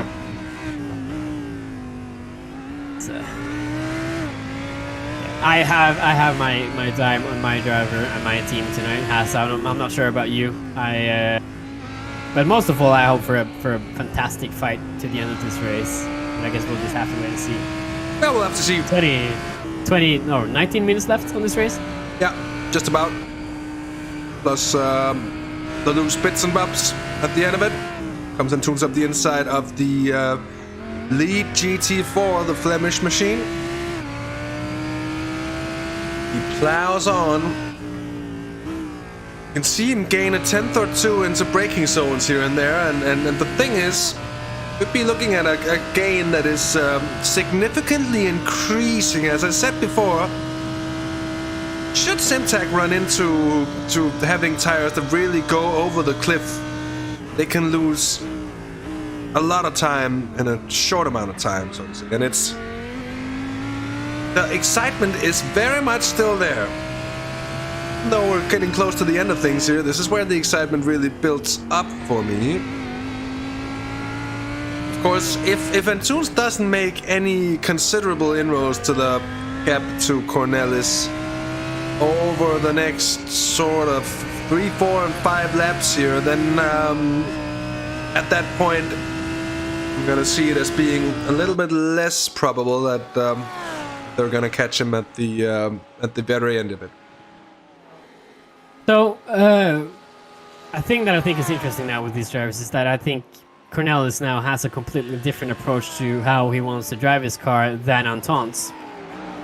And you can scale this from 1 to 10, with 1 being the least aggressive and 10 being the most aggressive, the way you drive the car. And I think for Jimmy Anton's and Ernard's competition, I think they're more on an 8 right now, trying to get the most out of the tires, get the most out of the car, and try and gain as much time they can when Fabrice is in traffic, and try and gain as much time they can when they are in traffic. While I think Cornelis is probably sitting at a decent 5 or 4 even. Just managing the car, managing the tires, not using them up too much, not sliding them with the ABS, not sliding them with the traction control or anything like that. Trying to avoid having any sort of slip at all, even if it's from braking or from sliding on throttle or on corner exit. If you can avoid doing that, I think the cliff is not going to be that much of a threat to Cornelis' tires. I think it's going to be more of a threat to the 23 car here, which seems to fall more and more off the pace for every lap that goes. That last lap was a 26.66, but we could just be looking at an Ash with a setup that might be a little bit tougher on the tires. Yeah, that's the case for Simtag. Also, not to confuse your viewers out there, that's not Fabrice Cornelis in front of Anton's right now. That's Davy Suffellers and his Simtag E-Team 86. So that's the sister car of the number 2. Yeah, indeed. Good point to differentiate between the two. It's very, very similar cars. I thought it was Fabrice for a second as well, actually. Mind you, incredibly so, Vince Peters, who's of course leading in BLC2, is ahead of more BLC1 machines than he's behind, right? Because he's got Melis, De Boever, Lemkens, Suffeliers, Coulon, Bourguignon, and Harrimans behind him. He's only got Matthias Maas, Ken van Hooydonk, Renzo Erlenbroek, and then of course Antunes and Fabrice Cornelis up in front. So what a race they've driven, JWS. We had a word from Oscar Wilkins before, who that he had a sort of a relaxed time up there, and of course, if you're cool as a cucumber, as it seems Oscar is, in terms of taking the heat when you get into the car, when there's no real heat on him in that sense. Because Vince Peters done such a good job on the opening stints, and he's continuing that right about now. And that is the Flemish 999 machine, which means that he's about to lap the closest cars to him. Yeah. In class. That's a good point. That's a solid margin then to take the victory. they've kept the race boring, which is what you want to do when you're leading.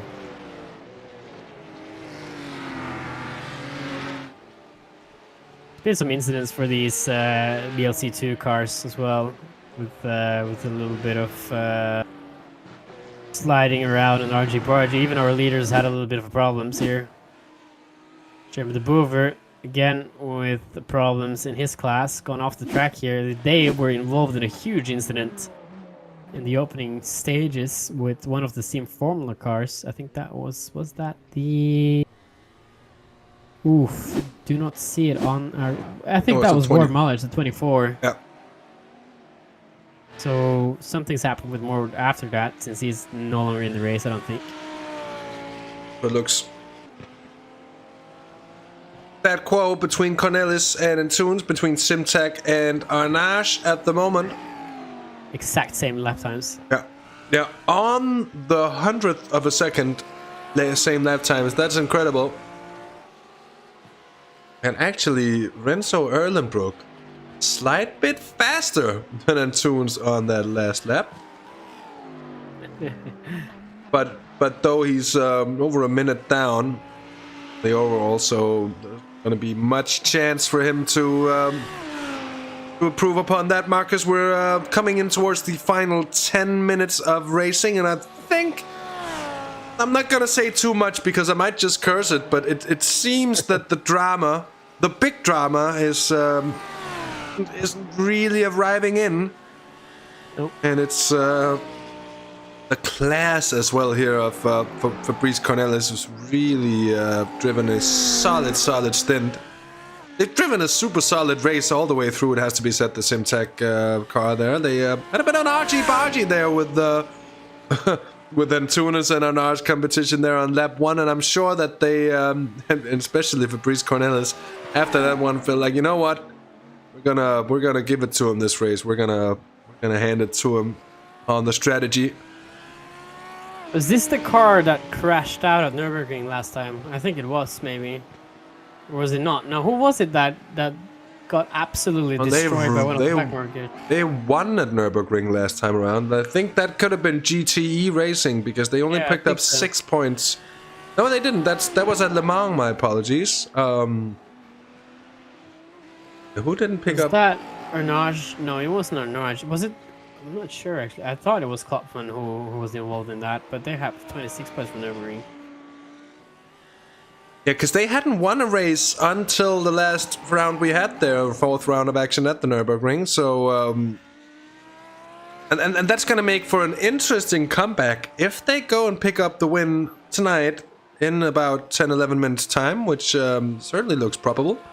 Then all of a sudden they're going to be in a fine position indeed, coming into to Zolder. Given that they still, I think, are sitting on the fastest lap. Of course, I cannot tell you at the moment. Marcus might be able to delve deeper into that. But if they pick up that extra point for fastest lap, that's going to bring him quite well clear. Think about it, quite well clear. That's going to bring him 2 points clear. So that's not, it's not a big margin, to say the least. Yeah, Cornelis still has the fastest lap, so. Yeah. So that's as expected. Still pretty much equaling one another on lap time, the two leaders. Looking down through the field, see if anyone's closer. There are a few cars that are, but there isn't really anything that's really heating up here for the end of the race. Ward Mallards in the Sim Formula Europe has gone off track. He's yet to return onto it, so it might have been a bit of an excursion, and it's been a bit of a tough ride for Sim Formula Europe. It cost almost 20 seconds in the end there for Ward Mallards. Plus some damage to the front end of the car, but they should be able to manage it for the remainder of the race. Yeah, I'm not certain which car it was that had that problem. But I think I'm gonna have to look through the points here a little bit. It could have been an 86 actually, because I thought it was a Simtag car. They had a great strategy, and then unfortunately a backmarker came through and ended the race. No, I think maybe it was the Valkyrie Esport X. Whatever. A car that ended up on the wrong end of things, and it was not Fabrice Cornelius, so I don't see it as relevant at the moment.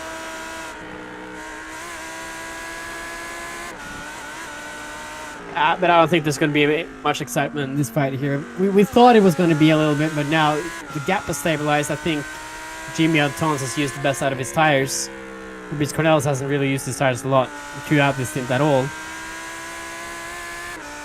But what a blackjack move that was for Cornelius and Klopman to not take tires on that last stop. That's a confidence call, I have to say. And a great call as well to see opportunities and to execute them as well as they've done. That is brilliant. It's not just brilliant racing, that is brilliant endurance racing, to say the very least here. It's been a tough all race for our leaders in championship leaders, I should say, in BLC4. Olivier Bultink, who's been shown the outside a few times here, being shoved around in the 45. They've not had the best of times. Or at least, I don't know about that. They might have had a great time, but they're not getting the result that they wanted, I think, from tonight's race here, are they? I think this has been a little bit of a mix-up for some of these drivers. Not a hugely popular track, this, unfortunately, so not a lot of people have huge experience on it. You have to be a little bit of a special interested person to lap around VIR, I think. Not many people outside of the US knows about it, as much as I know. And, it's been such a great round for this championship, though, I have to say now, as we're about to edge ever closer to the conclusion of this race. We are now just a couple of minutes away to get the conclusion of a winner in all classes. Yes, indeed. And the 3 hours have absolutely flown by, as it's, well, more often than not the case with these races. We get entertained, whatever duration goes on for. It goes for the 24 hours as well, at least when we've had the pleasure of broadcasting them before. It's a bit of a watch here with Robin DeVille. And is Christoph Raas, the Sim Formula Europe machine, I think that is, on the outside. On which of the... That's Sebastian Burkhardt in the 35 as well for GeForce Experience Esports Yellow. And actually, look at this here. Loic Lamal, Michael Fernando, less than a second from one another all of a sudden. So, wonder what happened here. Is Loic Lamal, he's been off track. Oh, going deep here, just a few minutes from the end of the race, Marcus, and that's opened up a battle here in BLC 3, in Belcar 3. Oh, he's past now, isn't it? Not quite yet, though. He's 0.7 of a second behind. Yeah, it's updated when we get back on the live view. Yeah, that is a huge moment to have. Not the driver's overcooked it into that turn. That corner is I'm not sure if you can actually say the corner name on stream, but probably what. Is it the corner that's actually called? Yeah, it is that corner. That corner. That corner. That turn. The makers of the track, when they did it, obviously knew what they were talking about when they named that corner. And that corner, like, hey, with that hey, corner, Rob. You can look up the track map and find a corner. It'll spring to your eyes and you'll think, what? That's the corner we're talking about. Yes. They were like, hey Rob, let's put this really hard hairpin right here after this long straight. And they were like, okay, yeah. So what should we name it? I think you know. The corner is Yeah. And with that said, back to the racing here as Michael Fernando's really putting on the pressure on Loic Lamal, and Lamal is going to have, I think, more than he bargained for within the final 4 minutes of this race, because it could just be a change for not only positions, but podium positions as well. in BLC3. Mighty Pink Panther Racing has had a fair few issues in the race, but they've had good pace as well. That is one of the Lambos going to sneak through, and that might just open up an opportunity here, although I think he's a bit too far behind. That goes for both of them. Both the Lambo and the Mighty Pink Panther Porsche as well. Cayman on Cayman here. Oh, a little far out there for the 912. Yeah. And look at this. Oh, look at this. Look at this. Look at this. Oh, it's so close. It's going to try it. Barely. Yeah. He wanted to look there on the inside. Lamal closing the door as quickly as he can once he realized that Michael Fernando was going to see if he could just stick his nose in. This is such a tough section of the track as well. You just need to keep your nose clean and manage that gap. Don't take too many chances here because you need to have that good exit on the straightaway. Here we go. That's not a good exit. Oh, look at that. Yeah. It's a great one from Michael. Yeah, but I was just about to say, not a good exit for Loic Lamal, although he gets saved by the fact that there's a slow corner coming up right about there. Oh, slidey situation as well there, as you can see the 912 getting loose. And a choir of reactions from Marcus and myself there as well. We agreed look on at this though. He's gonna try himself now. Yeah, He's gonna have to go defensive if you want to keep the position. He's gonna go defensive as well. Fernando on the outside. Does he get the speed down though? Oh, Louis blocks the exit. Oh. So Loic Lamal blocks, or I wouldn't call it blocking. It's more of slowing down on the apex of the corner and kind of making sure that the car behind can't accelerate. It's you're taking his line away. It's defensive. Well, I call it blocking. It's not where you take it away in an aggressive manner, but you slow him down, as to say. I'd classify as a block, and a nice block, a respectful block. It's not against the rules, just to clarify, but it is indeed something that'll get the pulse, the heartbeats just rising a few beats per minute. Here it goes! Here it goes! Brilliant move! Michael Fernando takes third place with just 1.5 minutes remaining, and that was a fantastic move indeed. Look at this. He can't have planned for that, could he? Oh, maybe he actually did. He set him up perfectly. I think Louis got taken on the bed right there. I didn't think he was going to expect that move at all. Such a fast corner as well. You don't really pass there unless you have a big Thomas confidence. Stockmans has a bit of an issue at the moment. He's the guy sitting second up ahead. The Boover as well. I think this might have been involved in the incident. Oh, there's more to it than there's just this. Let's see here. Oh yeah, though that's the Flemish Lamborghini in the final minutes as well. Keanu Bourillon. Yeah, and I think they're not gonna lose as much as they. Oh, more traffic here for the Data car. Oh, they have had a tough race as well. They'll be happy to haul home the points for second here after the kind of race they've had. We will do our best to cover this and what goes on further ahead, but I think it's going to be advantage Michael Fernando. I think we're on the last lap as well of this race. It does indeed look that way, yes, because we're just about 10 seconds away from the 3-hour mark from the end of the race, so it'll be the white flag lap this time around. There's no extra lap, mind you. So Fabrice Cornelis is going to see the checkered flag this time around. He's going to come around to claim a second consecutive win as well for Simtag. Yeah. And it's going to... Looks to the best of my head calculations, it's going to put him on top of the championship standings as well. Gap's down to 12.3 seconds, but they're going to care absolutely none about that. That's going to equal our Arnage competition in wins as well between Simtag Team 2 and our Arnage competition. So they got 2 wins each and both at the top of the table. They haven't won the championship yet because there's one more round to go. And my oh my, is that going to be the highlight of the season for sure. In every way possible.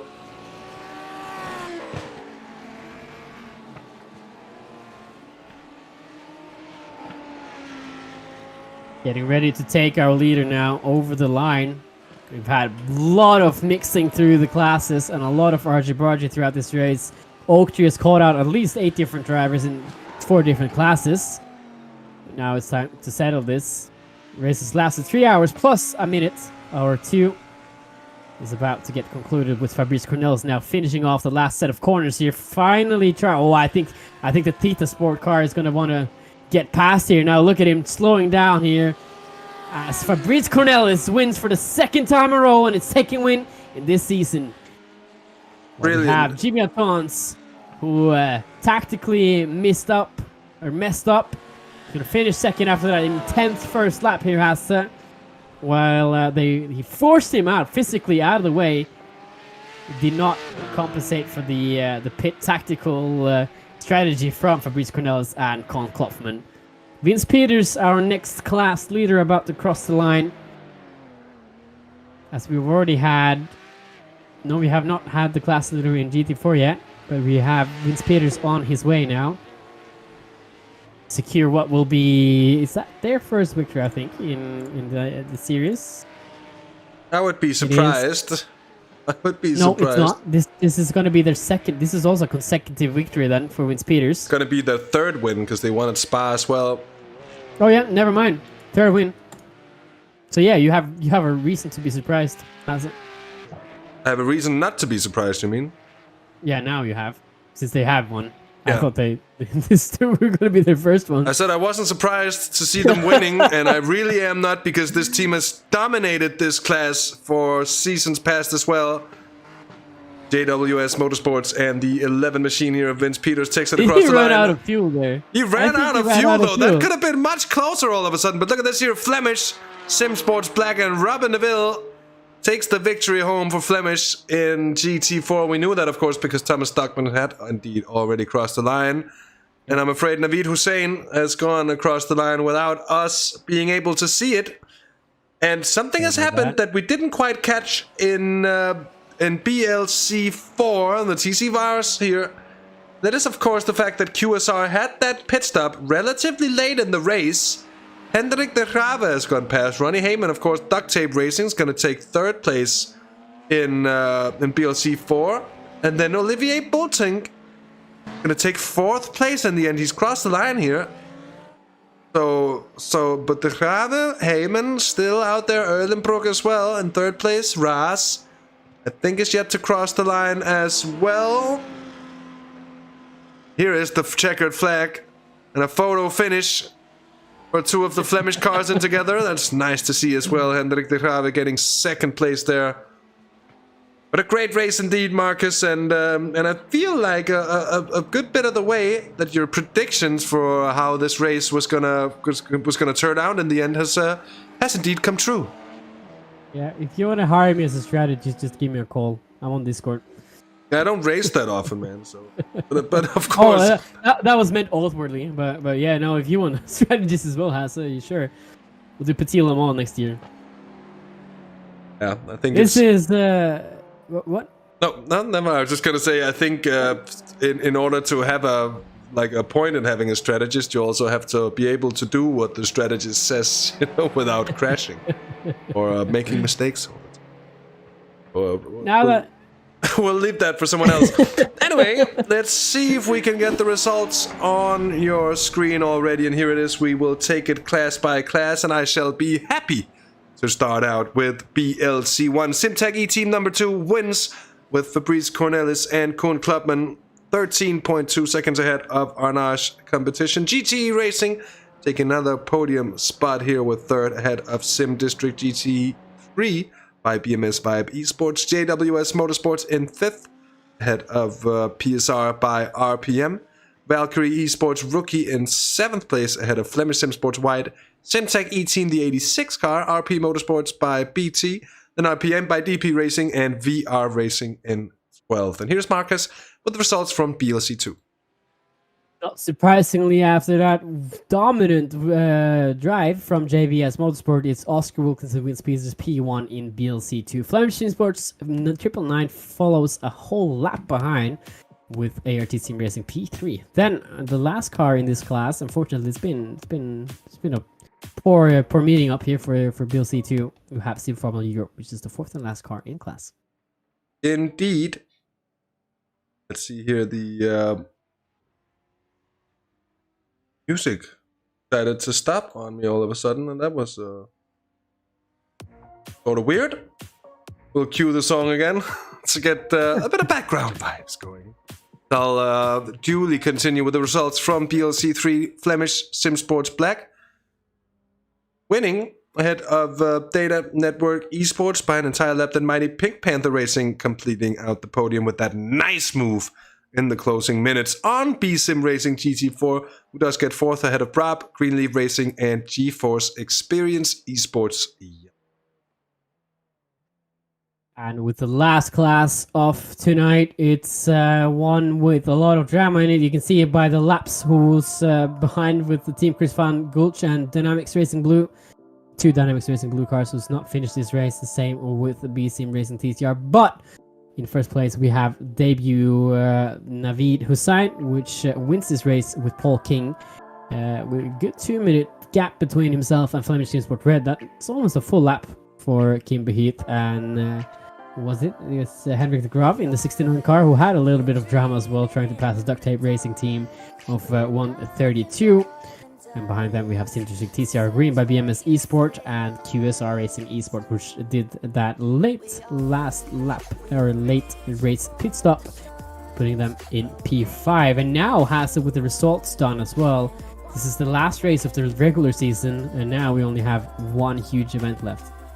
Indeed we do, and it's gonna be, well, so much is gonna be decided at Zolder that we can't really call anything yet, and it's gonna be one race that pretty much is gonna be as long as all the races we've had so far this season, plus a little bit extra.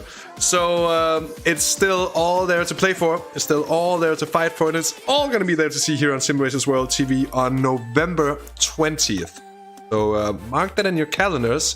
Do not miss it. You'll be joined by a competent set of broadcasters as well, including Chad Drake and Edward May, myself. I don't think you'll be joining us, Marcus, but regardless, we'll fling out the entire SRW TV back catalog for any 24-hour event, basically because, well, sort of have to, because you know, Edward May is a bit of a madman. I remember when he did 12 hours consecutively at the, well, that was at the 24 Hours of Zolder as well, I believe. It was brilliant indeed. And with that said, we have a few drivers in. We have one Fabrice Cornelis in for a race interview here. Fabrice, that was one beautiful bit of strategy to, well, basically take the race win here tonight. What a show. Yeah, hello, good evening. Yeah, it was a good call to stay on the same tires.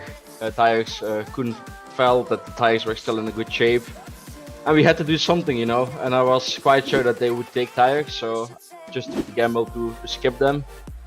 And it worked out at the end, so very happy with that. And did you were you surprised to see that no one else was able to double stamp the final set there, or did Kuhn do an extra special job on keeping the tires alive for you to then take to the finish line?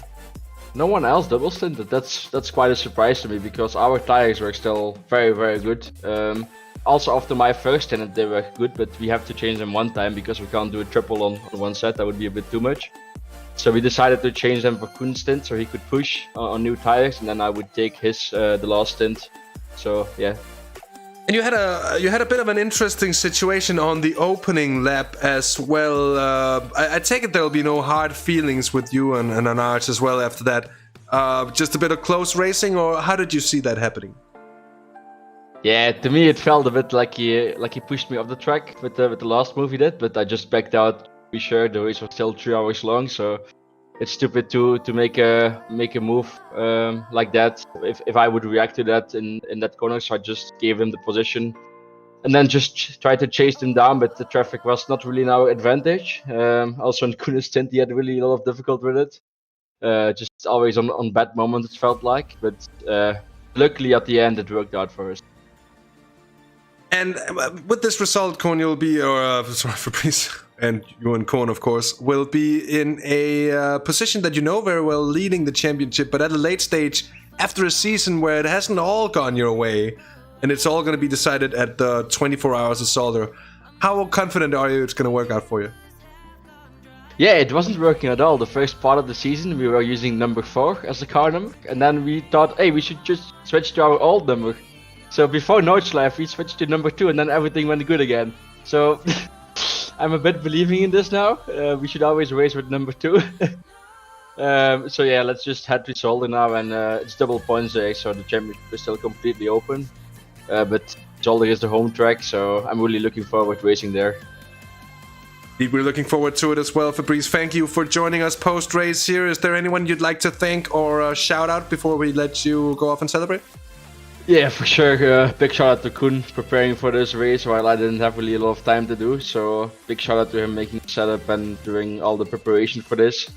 Then of course thank you to the organization, Ronald and Andy, for putting this together. It's always fun to race here. And last but not least, thank you to you guys for broadcasting this. Well, thank you as well for joining us and taking the time to have a bit of a talk here post-race, Fabrice. It's been a pleasure. And enjoy the post-race celebrations, and best of luck for Zolder as well. Yeah, have a good night, guys. Bye-bye. That was our race winner alongside Kun Club, and of course Fabrice Cornelis. Here is another 2 race winners, those from BLC2. It's Oscar Wilkins alongside Vince Peters to have a bit of a chat here with Markus Gjesdal.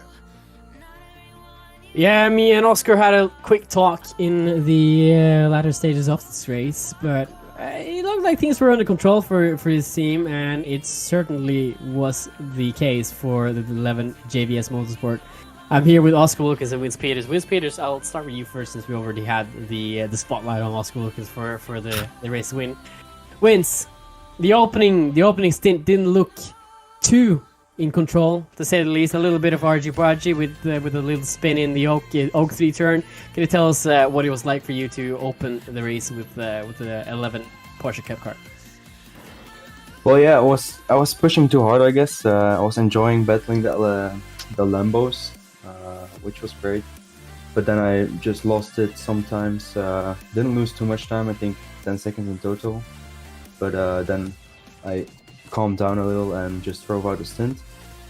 And then this is my last stint was going really well until the very end when I hit a Flemish car. I did an unsafe rejoin. I'm really sorry for it, but for the rest, yeah, I really enjoyed driving this car. It's maybe one of the last races I'll do in this car because it's legacy now. We talked to Oscar a little bit about what it was like to be here in traffic and have cars around you all the time, and this is quite a tricky track to race at, even in the Junior Series, especially with the Grand West scheme where the layout we used tonight. We're gonna go to Zolder now in just a little bit, and what do you reckon is gonna be the case here when you're gonna try and secure the P1 overall in this class? Sorry, what was the question again? What do you think about traffic for Zolder, the 24 hours? It'll be a lot easier, for sure. Traffic here is a lot of luck sometimes on Virginia, but Zolder is, there's a lot of heavy braking zones, so it's really more easy to overtake slower classes. So and Zolder is like the home of Belcar, so we will enjoy it all. So since it's the home of Belcar, that's why it gets easier.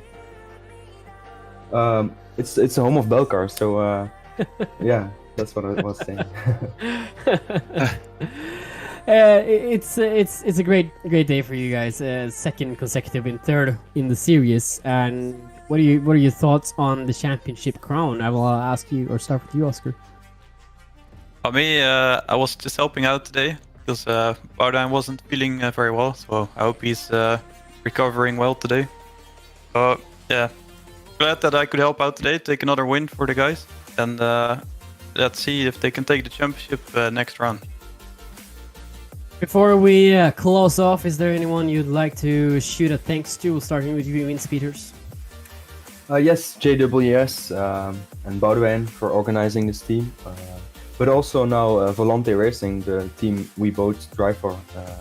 Without Oscar, I wouldn't have done this race today because Boudewijn was sick. So yeah, thanks to Oscar for sure. I appreciate the opportunity, of course, because this morning I didn't even know I was going to race tonight, so I had a lot of fun. Thanks for inviting me. It's good to hear from you two drivers. Congratulations again on the overall victory. Have a great night left. Thank you. You too. Bye. And with that, Marcus, we're gonna go from one set of class winners to another. It's Robin Ville and Diego Hames who took the win in BLC 3 today. Robin, I'm gonna start with you. Took the opening stint, you took the final stint. The GT4, at least when I've driven it over the last few weeks, really seemed to have improved from the new tire model. Is that something you felt coming into this race today as well? Well, I can't say I felt a real big difference, but again, I really enjoy driving this car, so whatever they change, I probably still like it. So yeah, I really enjoy it. And a question... Oh, sorry, Yeah. go on. No, go ahead. No, I was just gonna fling the question to Diego because I thought you were finished speaking, obviously, which turns out you wasn't. So I'm just gonna let you finish your sentence there, Robin. Well, I was just gonna say that I'm really, really happy that we won this race, because this was kind of the breaking point. We had to win this race to be able to compete in the championship. So now all odds are still open to win the championship. And I was just about to ask Diego for that very question exactly, because Diego, it seems to have been a little bit up and down this season. You've been there and thereabouts, race after race, just haven't really been able to gain what you've gotten before from it. Tonight, though, things finally seem to go your way as well. Yeah, true. Except for Le Mans, where we didn't have any chance against the BMW. On the other tracks, we always had an incident on something that happened, like we didn't take fuel in Hockenheim, so we had to do one round and come into the pits again, so we lost there. Then on the Nürburgring, we couldn't set the qualified time, so we had to start from the back. So it was every time something. And in this race, we really had to nail it. So I'm really glad we won this. So the championship is still open. Everything is still to do in Zolder. Absolutely so. And a question for both of you. Data Network Esports, the BMW of main competition for you could say, has been very, very strong throughout this season. And do you think you can... you can annoy them at Zolder and maybe even create I wouldn't say the big surprise, because it wouldn't be a big surprise to see you win it, but they just have been so strong for the entirety of the season that it is hard to really count against them as well. What are your take on coming into the 24 hours of Zolder like that? I'll start, Diego. Well, obviously Thomas and Olivier, they're really fast, especially Olivier. I've seen him grow into each race this season. He's becoming a really good driver, I think. So yeah, we will need to practice a lot for Zolder, I think, because they will make our lives really hard. Yeah, I think the same. We'll have to put our best leg in front and do our best there. And I hope we can get a good result at Zolder. It's still a month and a half to go, so we have a lot of time to practice, and I'm looking forward to it. The rest of us is going to have a month and a half of looking forward to do coming into Zolder. Certainly we are looking forward to the showdown in BLC 3, that is. Diego Hames, Robin Ville of Flemish Sim Sports, thank you for joining me for the post-race interview. And just before I let you go off and celebrate, is there anyone you'd like to thanks or shout out while you're live on the air? Well, I'd like to thank our sponsor, Viraco, to be able to drive in this championship, and our team leader, Kim Beheid, for the chance to drive in his cars. and my teammate Robin for the good race we had, and Sebastian, who was not driving today, but he did an excellent job in letting us through the traffic, leading us through the traffic. That's it. Well, thank you, gentlemen, for joining me, as I said, and hope to get to talk to you as well in a month and a half after the race at Zolder. Thank you very much. See you. Bye-bye. And with that, I think that's going to round off the round of interviews as well for tonight. Markus, it's been a grand evening of racing here from the Virtual Belcar Series. 5th out of 6 rounds of action here from the Virginia Virtual International Raceway. The Virginia International Raceway. My apologies. And with that said, do leave us a like if you like what you've seen here on Simracersworld TV tonight. Subscribe for more great action and race broadcast, that is, from the realms of iRacing. We'll be back on Sunday with the Sunday Drivers MX5. Of course, Monday these days means NASCAR. We're going to be visiting Bristol come Monday night. Thursday next week is going to be F3 time as well with myself and Chas Draycott. And then, of course, another Sunday Drivers MX5 and Sunday GT Double Masters coming up, and a double header on Sunday, October the 10th. Plenty of action coming up here on SRW TV. Thank you to the serious partners that, of course, always being shuffled through on the right-hand side of your screen. And with that said, I think all that is left to be said is until next time. My name is Hasse Rømer. I've been joined by Markus Gjesdal. And enjoy your weekend. Have fun. Take care. And from us, bye-bye.